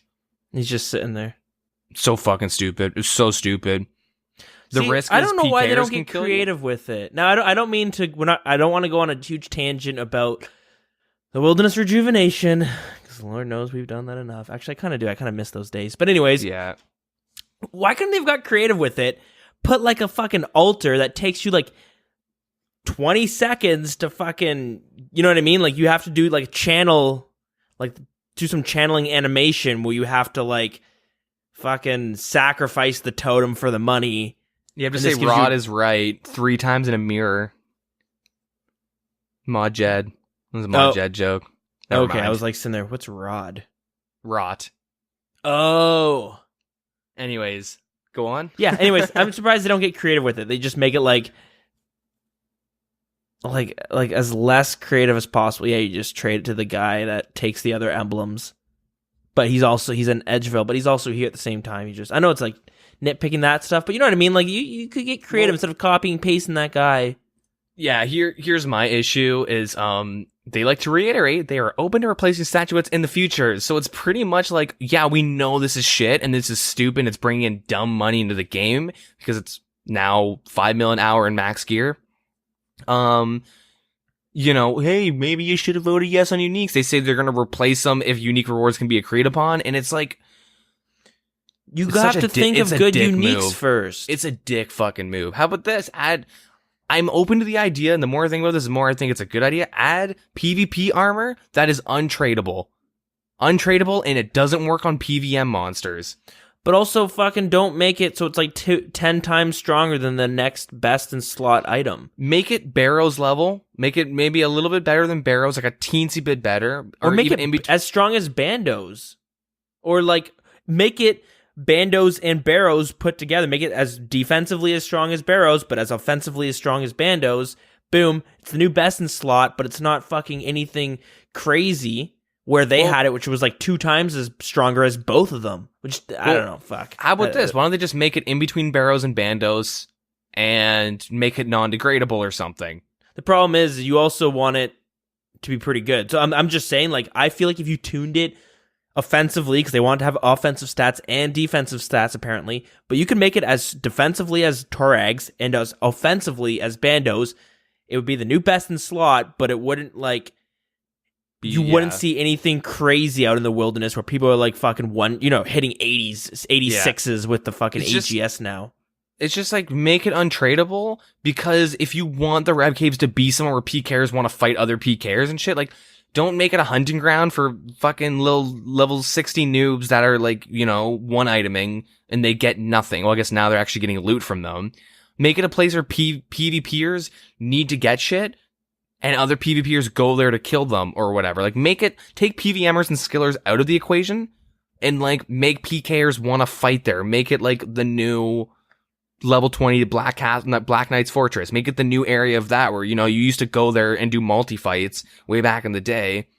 Or at least I used to back in like 2006, 7, way back then. Mm-hmm. Make it like that. Yeah, you want to make it for PvPers. I know this is PvM, but this is PvP. This is a PvP update we're talking about right now. Like, fucking, I don't like, okay, 5 mil is disgusting. It is the best moneymaker in the game, and the issue is you can die to PKers. That's the only risk. Vorkath So there's a little debate going on how much you can get per hour. It's hard to say right now because it's super packed there, but there are some people coming out saying they're making about 5 mil an hour, which is just... what was it? A couple weeks ago, we were bitching about Vorkath being like 3 or 4 mil an hour or something like that. Well, yeah, the main thing is if you bring best in slots, you have the best in slot prayers and jewelry, and you're bringing the best 3 item or 4 item if you're risky, but you have like the best in slot, like you're making 5 mil an hour. Mm-hmm. Like you can't compare. Obviously, a level 60 with like a rune crossbow isn't making 60 mil, but a level 126 max with an Elder Maul, Torture, Berserker, maybe Primordials if he's feeling risky. That's probably not a good idea, obviously. But like Piety, obviously, like. He's definitely going to make like 4 times the amount of money as the other dude. Like, and here's the problem when you're balancing a drop table around like these are basically pure cash drops. They're no different than the alchables, except for the fact they don't look as silly as 100 dragon plate legs being dropped. But they're basically the exact same thing. You know what I mean? Mm-hmm. And the problem is when you don't put uniques in like this. Like, sure, it's a super rare chance of getting a 16 mil drop, but the fact that it's a 16 mil of just cash drop. Now, I've been reading on the subreddit, and I saw one of the arguments being like, well, just because it's super rare, like that it's because it's super rare to get a 16 mil drop, it's pretty balanced. And then if the argument's like, well, that's just a stupid way of doing it, you can't just like balance it by, taking the drop rate, taking the cash value, dividing it by the drop rate, and that's how you balance it. You know what I mean? Like, that's not really how you should be doing it. And some people are saying, like, well, should the elite clue scroll... The elite clue scroll is similar to that. You have a very rare chance of getting, like, a 500 mil drop. So should that be allowed? Yeah. Well, But the difference is, the 500 mil drop is coming from an item where the player base has decided that that's what they value that item at. It'll change over time. But imagine the elite clue scroll had a very small chance of giving you 500 mil cash. Yep. The big thing is, it's like they're not comparable because you don't farm elite clues. So like you can't really draw that comparison. Like, well, elite clues do this, but I do agree with you where it's the most important thing is that there is an item, the player base holds the item at a certain value, just like how Tentacle or the Abyssal Whip is held at like around 2 mil. It used to be more. It used to be like it was dropping in price and the player base was unhappy with it. So Jagex went, okay, we'll fix it. This is like, we want you to get 16 mil possibly. And so here is essentially 16 mil cash. Yeah. And the only way that ever changes is that the gold, and it's from gold inflation, where old school RuneScape gold is not worth as much as it used to be. Mm-hmm. You know what I mean? Yeah. Yeah, no, I'm just like, that's where things get tricky. You should never, and I think the big problem is they came out of, when they proposed this update, they said, this is what the gold will be per hour. They've never done that with anything else, and they shouldn't have done it with this. Yeah. So they felt the need to do that. They're looking for uniques. I don't know who they're discussing uniques with, because if you go on the forum, you'll see a plethora of ideas for new uniques and like different effects and stuff like that. I've pitched my idea for rings, I think twice on this podcast, which I'm surprised they don't look at that. Like, I don't know where they're kind of combing through to find ideas for these. You know what I mean? Are they just looking for something that's on the front page of Reddit? Okay, this is what we're gonna have to do. We're gonna have to revamp our Kickstarter. Instead of it's let Deegan take a dump at Jagex HQ doorstep, it's gonna be fly Dills out for presentation on items while I take a dump on the Jagex HQ doorstep. I'll come with my own PowerPoint. Yeah. But no, I feel like I had some unique ideas. I'm not saying whether they're probably very flawed, but my only point is like they're looking for uniques. Tons of people are giving them, but they're not like, it's like they're looking for someone to completely create the items for them and not just pitch a few ideas being like, hey, how about a ring that gives you a chance to recoil like an ice barrage and freeze your opponent for half of the time? It's like they're sitting there like, yeah, but since the ring has no stats, I don't think it'll work out too well. You know what I mean? But like they could easily take ideas and be like, well, maybe that's, I don't like that idea for a ring, but maybe we take that effect and put it on a cape. Then we give the cape some magic stuff. You know what I mean? Like, who the fuck creates the items and balances shit there? I don't think anybody does, but like, yeah, I don't know. The main thing is that it's frustrating. Like, I mentioned this before, but this doesn't rejuvenate the wilderness. This kills the wilderness as a whole. You know as what a concept. rejuvenates the wilderness? What? fucking having the tournament worlds where people can go and practice PvP with any sets of armor and see like, oh, this is kind of fucking fun. Mm-hmm. I mean, I'm not saying that actually rejuvenates it, but it gets people interested in it. I know I do it, and I go, man, tri-birding is pretty fun. If I had the money to do it, I would probably be practicing. Yeah. Like, okay, yeah. Well, I'll just go back and say this quickly, and then we can move on, because people are probably sick of this. Okay, first of all, it's better money per hour than raids, which is the end game content. Better money per hour than Vorkath, which is already silly, but... it's the Zulrah 2.0. Obviously, that being said, it's better than Zulrah, but Raids 2.0, if this is kept at 5 mil, is Raids 2.0 going to be 8 mil? What are they going to, because no one's, okay, I'm going to do it because I think the armor's fucking sick. I think the new armor is badass, but I mean, people are going to do it, one, for fun in the beginning, but, that guy that has 1,000 raids done, he's not doing it for fun, he's doing it for money. Yeah, a little bit of both, but yeah. But, like, generally, like, the big money... Like, I bet you if they said, all right, raids are 1 mil an hour at best, I would still do them up until, like, kill count 30 when I'm bored. Yeah. There's a reason why half the minigames in this game that are actually fun are dead. It's because you're not getting experience, or you're not getting good rewards from it. Yeah, it will... And the issue is that Jagex is set from... They went from... Okay, so this is worth 16 mil because the item is so cheap already that it literally can't go any lower. And so that's them in the beginning. This is them placing on the table, this is how much money you're going to make per hour. And then people go, that's stupid. All right, we're going to just delete that item, that drop, or we're going to put like we're going to put this item that is literally you trade it in for 16 mil. It's like, imagine if RS3 went, all right, so the party hat goes for 2 bill. Yeah, we'll make it a high elk value of 2 bill. We don't want it to ever go down in price. We want party hats to actually have value, not what the players hold it at. They want it to have legitimate in-game value that you can high elk at this price. Like, it's really, really silly that they're the ones setting the prices for this, and they're doing it in a silly way. They're setting it in a ridiculously high money, like 5 mil per hour. You can grind out a bond in under an hour. Yeah. Just like... Why don't they make them take out the 4, 8, and 16 mil GP drops, replace them with a roll for a bond? I'd actually prefer that. I would actually prefer that over this. Yeah, it's really weird. Yeah, add shards of a bond where you have to spend money to spend a mil to make it into an actual bond. Iron Man might actually do this, and have to, dick around, and people might do it because, like, hell, they want a free chance at a bond. Like, why don't they do that? It would change the golds per hour by a lot while still being as private servery and keeping a specific value. Hell, it would even go up a bit maybe over time. Yeah, I don't know. And to bring this back to how you were saying with raids. So what happens if none of the uniques pass for the raids? Do we vote no on raids too then? Something that could be potentially really cool content, but we don't want a bunch of alcohols on there. Do we just no, we don't, you know what? I know the content itself looks really great, but since the uniques didn't pass the first or second time around, we're not going to risk it and having another an emblem rewarding piece of content. You know what I mean? Yeah. Yep.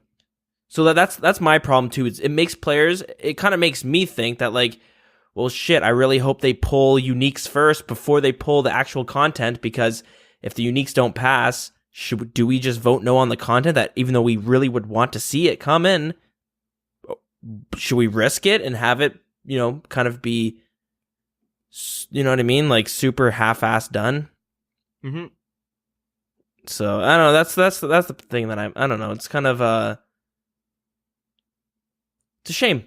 And I don't think this in itself might not be the most healthiest for the game, but what I'm worried about is if this is what they're doing for Rev Caves, are they going to keep doing it down the road? Well, like I said, how much will raids 2 per hour be? They've already set a precedent of them telling us this is how much you're making per hour. This is how much we want you to make per hour. So what are they going to do with raids? Are they going to double it? Because it's going to be very high requirements. It's going to be 10 mil per hour. Are they going to pull the raids 2 armor twice? And if those don't pass, they're okay, scrap them. Yeah, okay, alchables. Okay, throw them on the new master clue. They'll be a cosmetic we're gonna have item. Noted bonds, because now we're creating noted bonds. It's 12 bonds. It's a 5% chance to get 30 bonds. Anyways, yeah, we'll move on.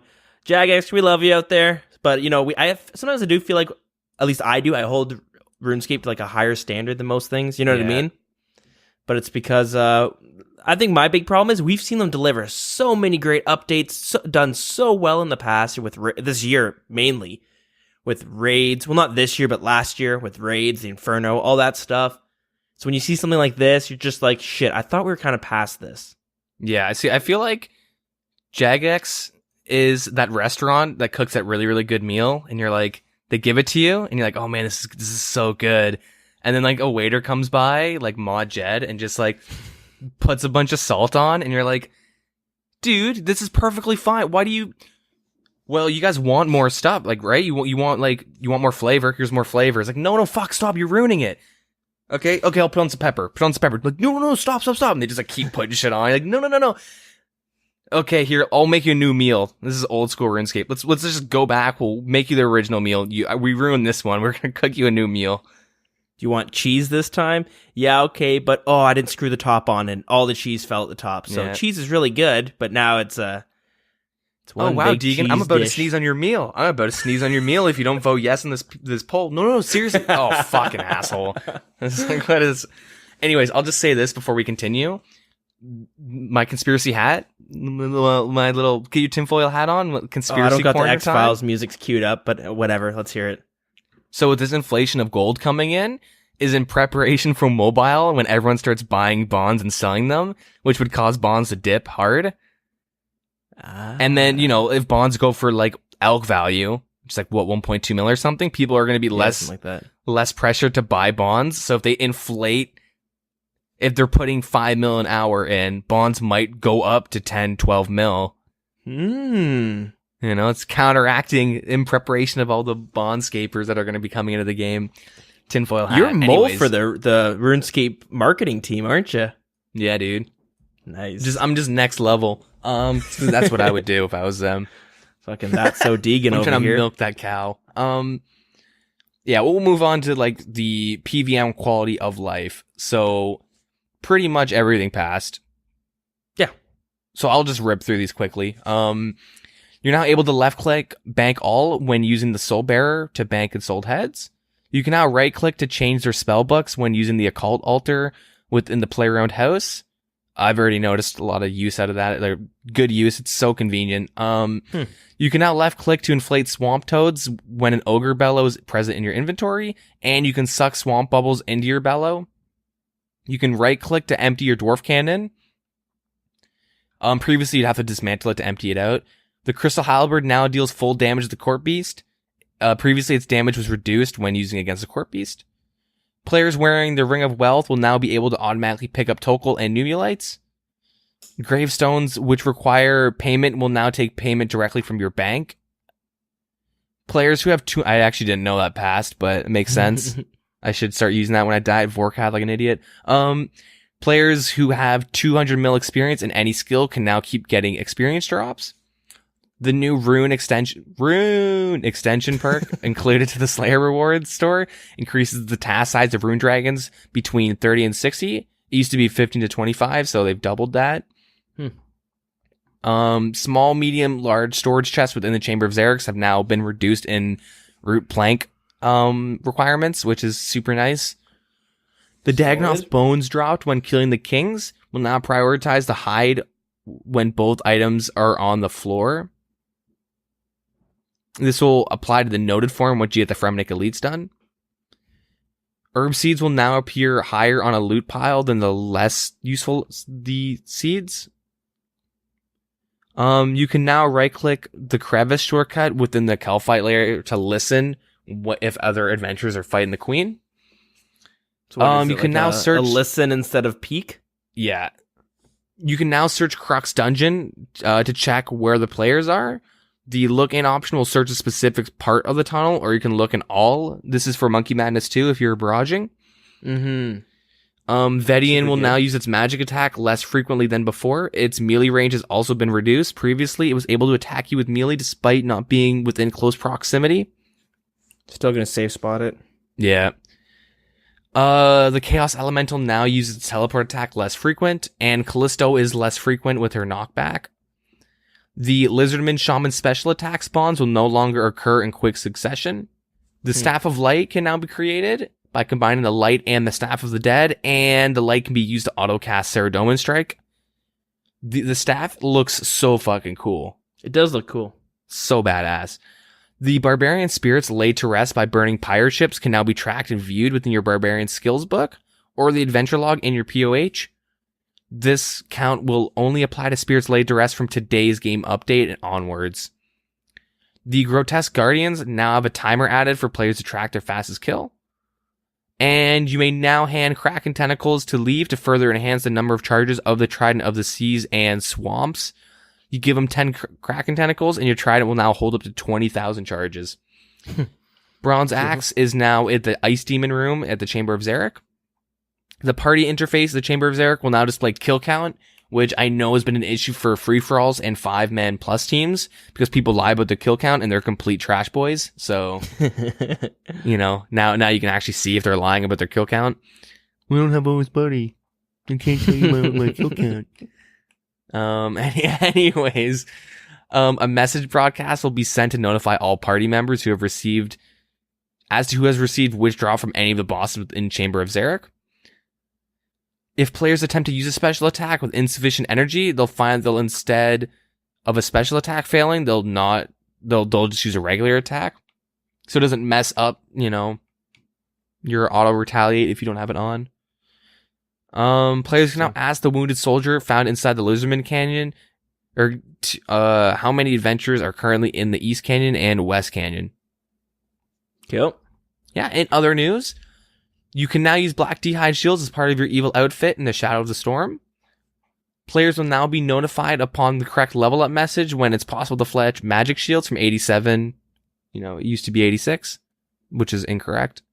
Players logging into free-to-play worlds while navigating the Draenor Manor in the Champions Guild shortcut will find themselves placed on solid ground. The Monster Examine will now display the effect of the Dragon Bane, which is the passive from the Dragon Hunter crossbow. So you can actually see which monsters are affected by your 30% buff. Right. And Monster Examine is a lunar spell, right? Yeah.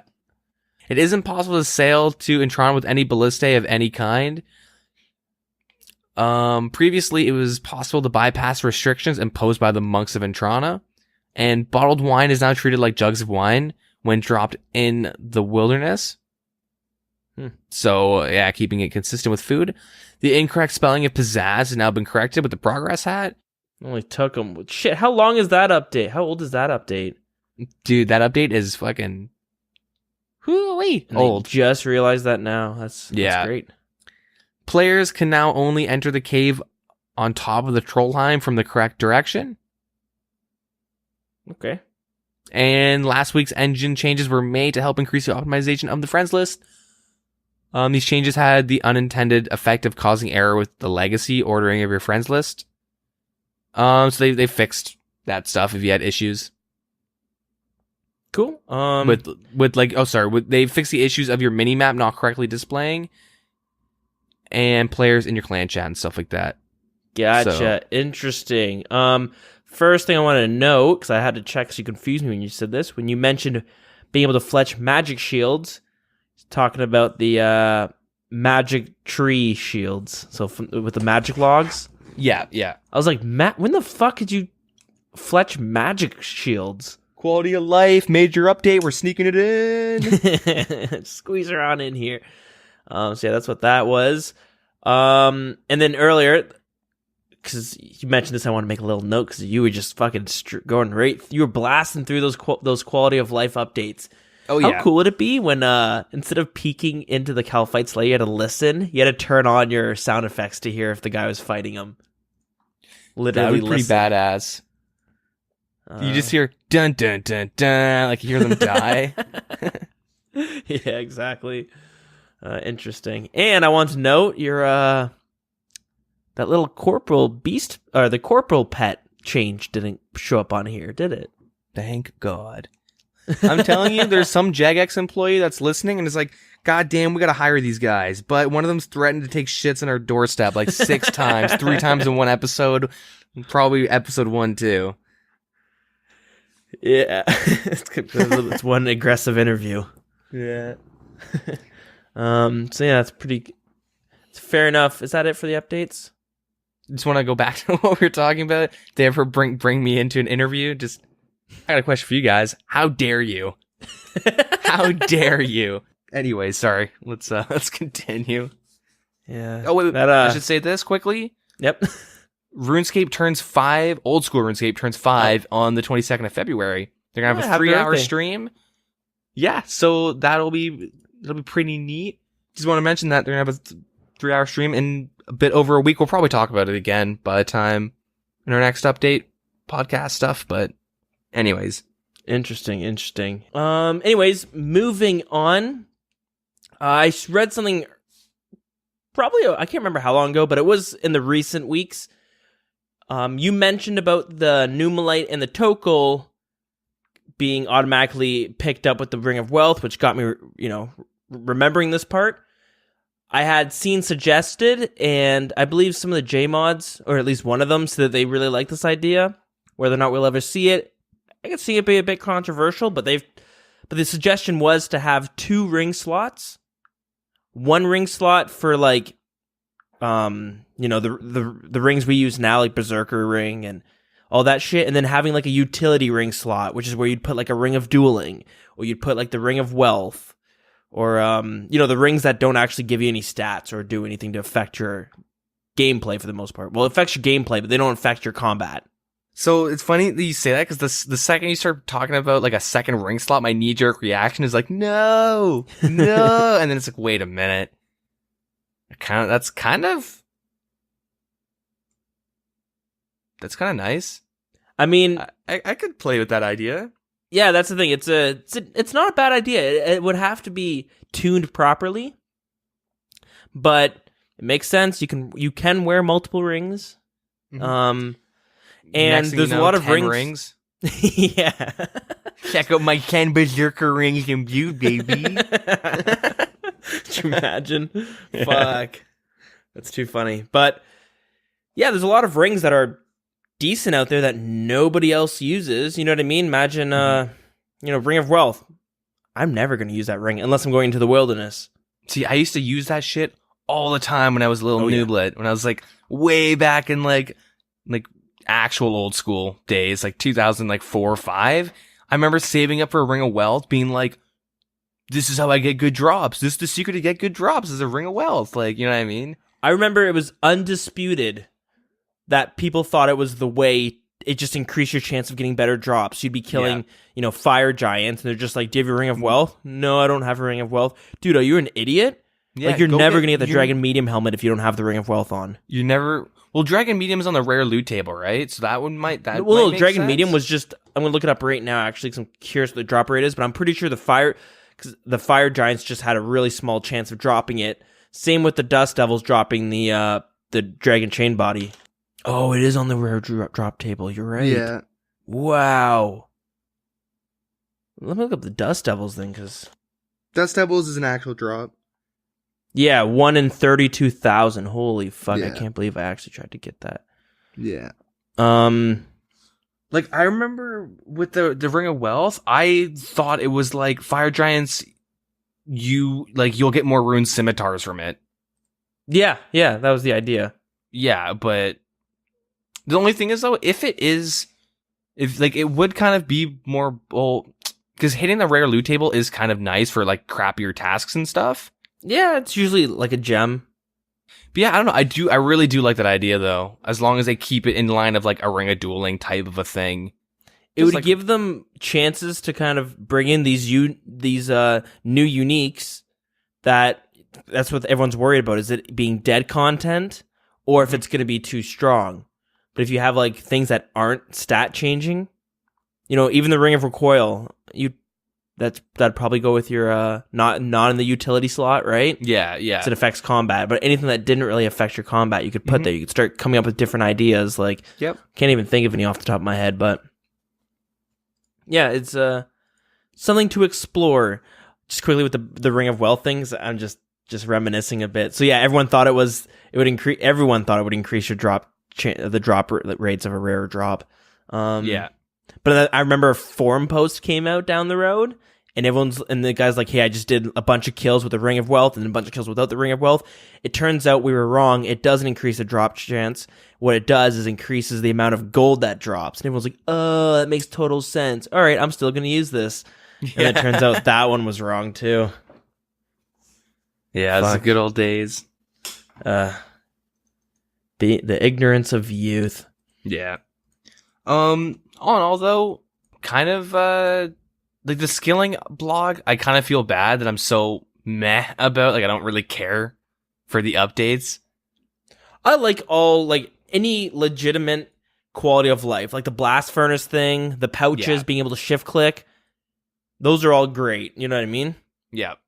Some of them I'm just like, it's not really that big of the deal. That's how I felt about the player-owned house altar, where you can right-click it now and just click which spellbook to change to. Before, I was like, I never really felt like it was kind of a pain in the ass to do it, because I only do it maybe maximum 5 times a day, and that's kind of a lot. And if I'm, switching between 5 different spellbooks, it's a little excessive. But even then, it's not that big of a deal for me to do that.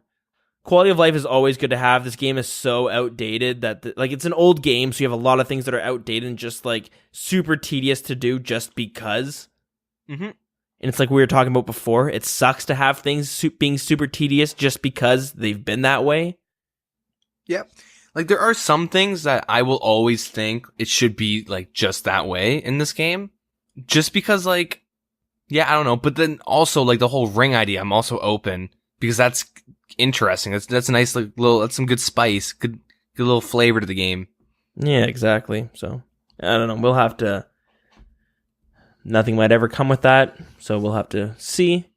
Kind of stop with a ring of dueling is all I'm saying. They're gonna fucking shoot up in price. Oh, shit. I should mention. I was flipping. I was buying up a bunch of goblin males. You can buy 15 every 6 hours. 15? And guess how many? 15, I believe. 1,000? Guess how many? No, just 15 goblin armors. That's the max? Per 6 hours, yeah. Why so little? Well, guess how many I have now? How many? 20,000. You have 20,000. Yeah, I accidentally sold 200 for 1 GP because I'm an idiot. But yeah, I have 20,000. You can buy 15.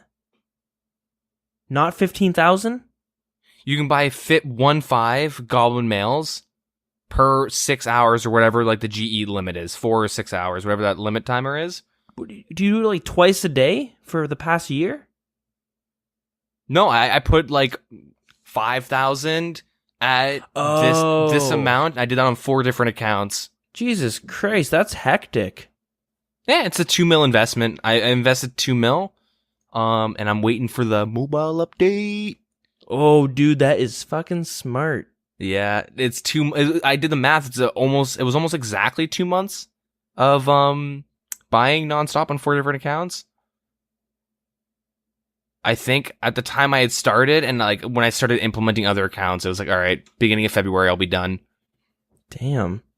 All right, I'm gonna start buying some chicken eggs. Get that cook's assistant down. Yeah. Some balls of wool. Yeah. Shit, that's a good idea, dude. Though. Make a note on that. I'd love to hear how much you make once it's released, or a week after it's released. Yep. So I'm interested to see about that. It's got to be just around the corner now. Yeah, and I think I mentioned before, I'm not expecting all the players to do it. I'm expecting bot farms to pop up, and while they're doing their quests and stuff through their bot farming. Because they're given a bunch of money, right? And they just put in buy-ins of like 5K just so the program, all right, just buy all these and go out. Yeah, and that's the thing. A lot of new players aren't gonna like beeline it to the GE. Yeah, they're gonna go kill goblins and cool. Yeah, exactly. Goblin they're gonna mail. get this armor. They're gonna try to wear it. oh, maybe I have to complete this quest before I wear it. You know what I mean? Something like that. So Okay, how do I make this die now? Okay. Get some wood leaves. yeah. Yeah, exactly. So fuck, that's going to be... I'm excited to see. We'll have to keep some tabs and see how the game kind of changes, or maybe we'll have to go covertly become noobs and walk amongst them and see if we notice Yeah. a change of attitude. That'd be great. Who knows? And you know what? I don't think I mentioned this. I'm sorry if I did mention it, but I'm trying to think right now. I mentioned it to someone, and I thought it was you, but now I'm thinking about it. I don't remember having the conversation. Anyways, I went and did free-to-play Castle Wars a couple weeks ago. That shit's dead. No. I went there, and yeah, there was 3 people in it, and they were all level 60s and 70s. And me being 120, I felt like such an asshole just going in there because I was fucking just trashing them, and I felt so bad that I ended up just fucking my team over and letting the other team win because I was like, this isn't fair at all. I thought it would be jam packed, but anyways, the reason I'm bringing that up is because maybe we'll see free to play Castle Wars actually become populated again. Yeah, I'm gonna chalk up a lot of it dying to max level members and high level members being bored, oh, check it out, and then you go trash a bunch of trash boys, and they don't. I think it's a bit of that. I did some I also looked into it a bit, and it could also be the fact that the portal is so fucking away from civilization. It's at Clan Wars, which doesn't get too much use. That, and it is so hard to kill people in free to play with rune and stuff. Yeah, I thought that was what would make it fun. Having your fire blast or whatever the fire wave, whatever the one with death runes is. But I was thinking, I thought it would be good, but no, there's nobody playing it, and I was super disappointed. Yeah. But anyways, enough about that and the fucking free to play Castle Wars because nothing happened there. Some things that actually did happen within the community. Lots of complaining about revs, but we're not going to get into that. On a more positive note, the Zezma of old school RuneScape. Some of you may know him, some of you may not, because it's really hard to trump the legacy that Zezma left, even though he doesn't play old school RuneScape. Mm-hmm. But good old Lynx Titan got 200 mil experience in rune crafting this week. No way. That's a fucking unbelievable... how many he's got 2 skills left now, right? Yeah, so if you don't know who Lynx Titan is, he is a player who is going for 200 million experience in every single skills. 200 mil is the cap. You can't go past 200 million. And currently he's got every single skill done except for magic, which is 159 million experience. Agility, which is 115 million experience, and lastly, mining, which is 14 mil experience. So I guess getting pretty close, but with mining, that's going to be a long haul there. But you know what? Pretty crazy because it's pretty well known that rune crafting is the slowest experience you can get in the game. Yeah. If he's able to do that, mining is not going to be an issue. But so he said that he did combats and stuff first. He did the fastest methods first because they're not really going to get buffed. They're already at its peak. And mining is known as one of the slowest. Mining, agility, and rune crafting are the slowest. Yep. So he did rune crafting because the community is very lava runes. We want that to be the best forever. We're very set on that. And mining is really bad, and so is agility for experience per hour, and so he's saving those for last just in case better methods come out. Mm-hmm. Because I always assumed he just played a bunch, but he is he plays 12 plus hours a day, and he's max efficient. He's very efficient. He's doing the best methods very, very well, using AHK and all that stuff. He's playing as much as well as he can. Yeah, if you can watch some of he's got a few YouTube videos up there where you can see him in action, and it's Mm-hmm. yeah, kudos to him. Yeah, so his next skill will most likely be agility, and the reason why his magic is so high but it's not done is because like EHP, efficient hours played, EHP like players, they will use magic imbue whenever they're doing anything.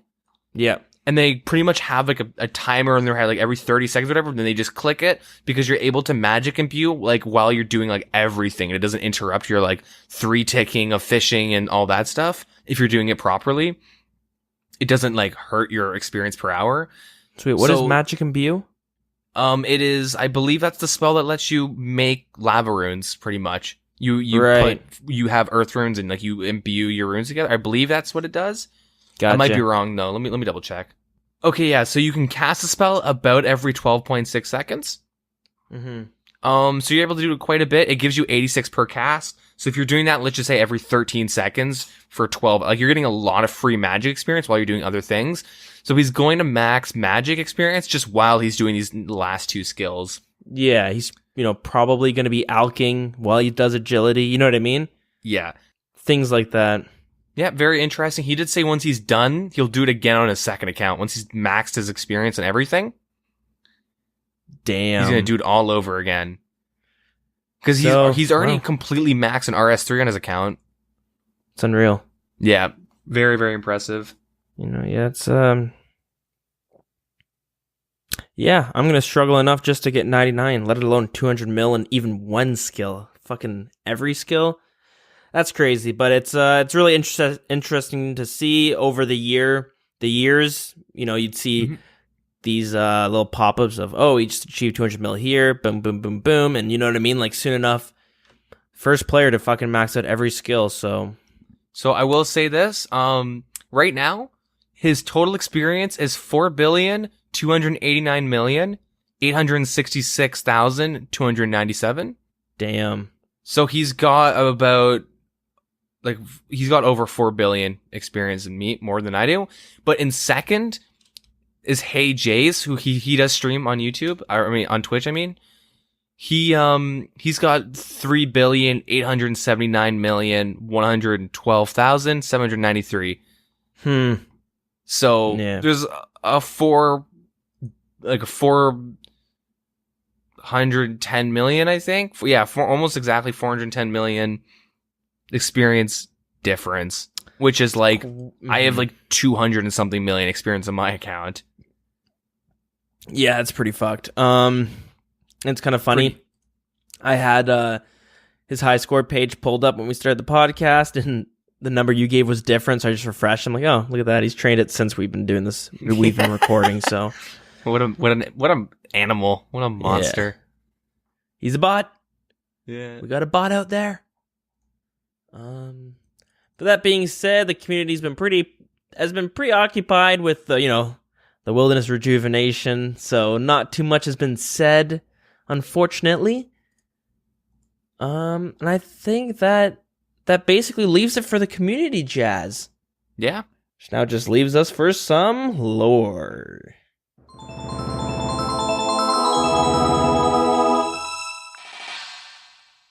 All right, so for the past couple weeks now, we've been talking about some of the races that are within Gielinor and Oldschool RuneScape. So this week, I figured we would talk about the Gnomes. Besides humans, Gnomes are one of the biggest and most concentrated races in the game. Not only do they have their own empire, their culture is pretty rich with their own style of foods, clothing, different types of transportations, as well as sports. And by sports, I mean the good old Gnome Ball, everyone's favorite minigame. It's also dead, rest in peace. Gnome appear as short men, women, and children, approximately 2 to 3 feet tall. The gnomes are very human-like and often seen dressed in green tunics and trousers with red and green pointed hats.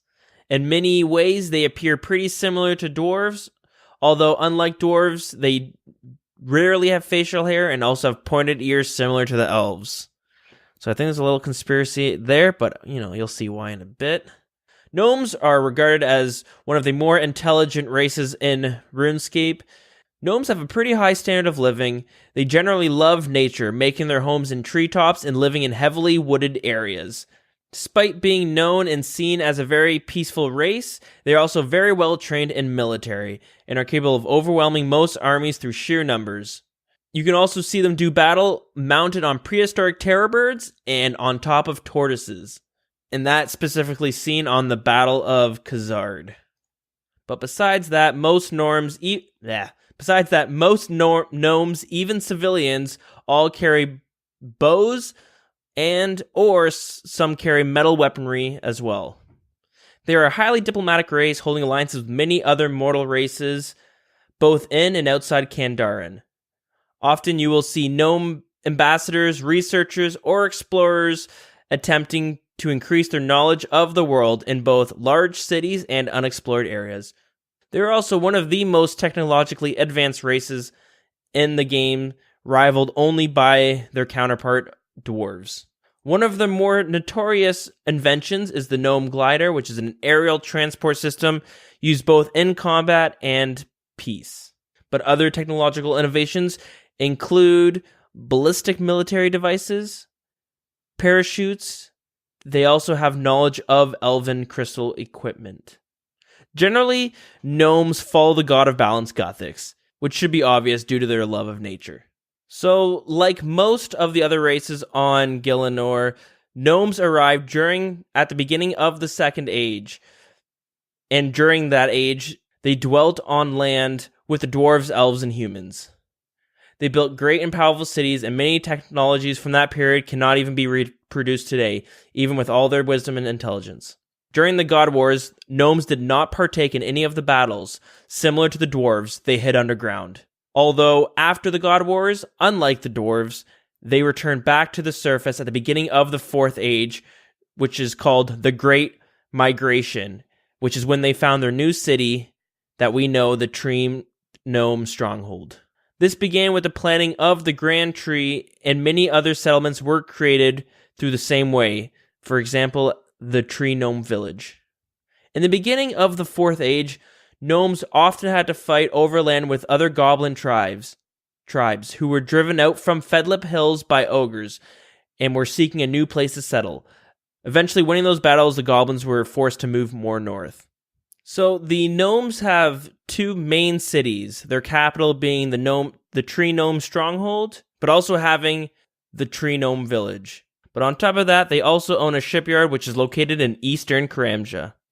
And if you want to see some of their military capabilities, you can visit the battlefield of Khazard, which is an ongoing battle the gnomes are having against the Khazard troops. And I believe that is all this week for the lore. That's it for this week for the lore.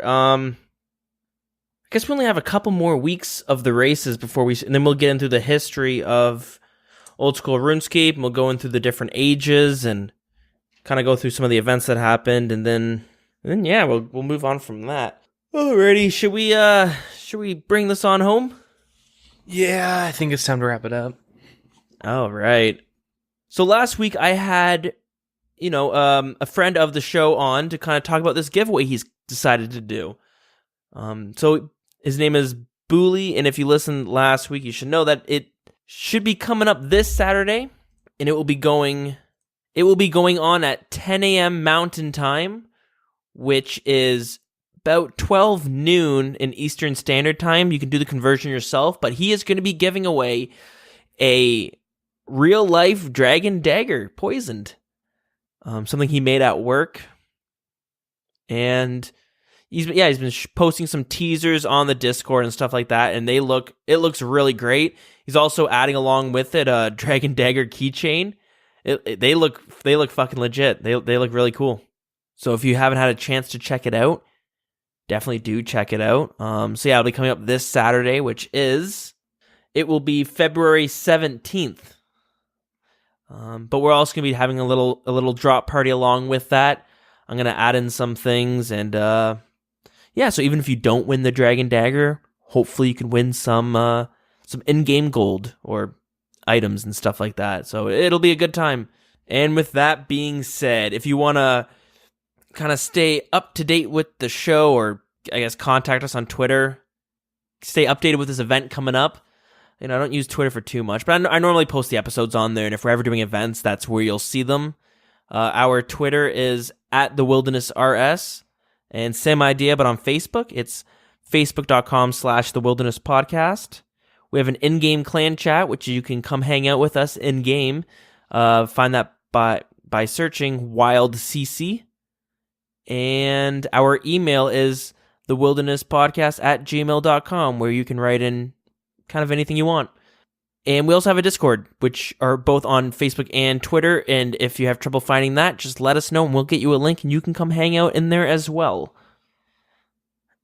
Yeah. Anything you want to throw in there? Yeah, my Twitter is DeeganRS. My Twitch is DeeganRS. Nice. Yeah. I've been streaming decent amount this past week, and I'll probably continue. I'm not always streaming RS. Yeah, a lot of it is just me like testing out how far like the quality and FPS and what games I can stream, just to kind of find the range of like what I'm capable of with my computer and internet. But if I'm like doing something and you're like, I want to watch this guy play RS, just like, yo, go do a raid, you dingus. Go, just tell me to go on RS and most likely be able to. Oh, hell yeah. That's the beauty of RuneScape. Yeah, buddy. All right. With that being said, I don't think, and I hope I'm not forgetting anything. Yeah, I guess that's it. Thanks so much for listening, and I hope to see you guys Saturday. Yeah. Yeah, have a good one, guys. Until next week, take care. Yeah, have a good one.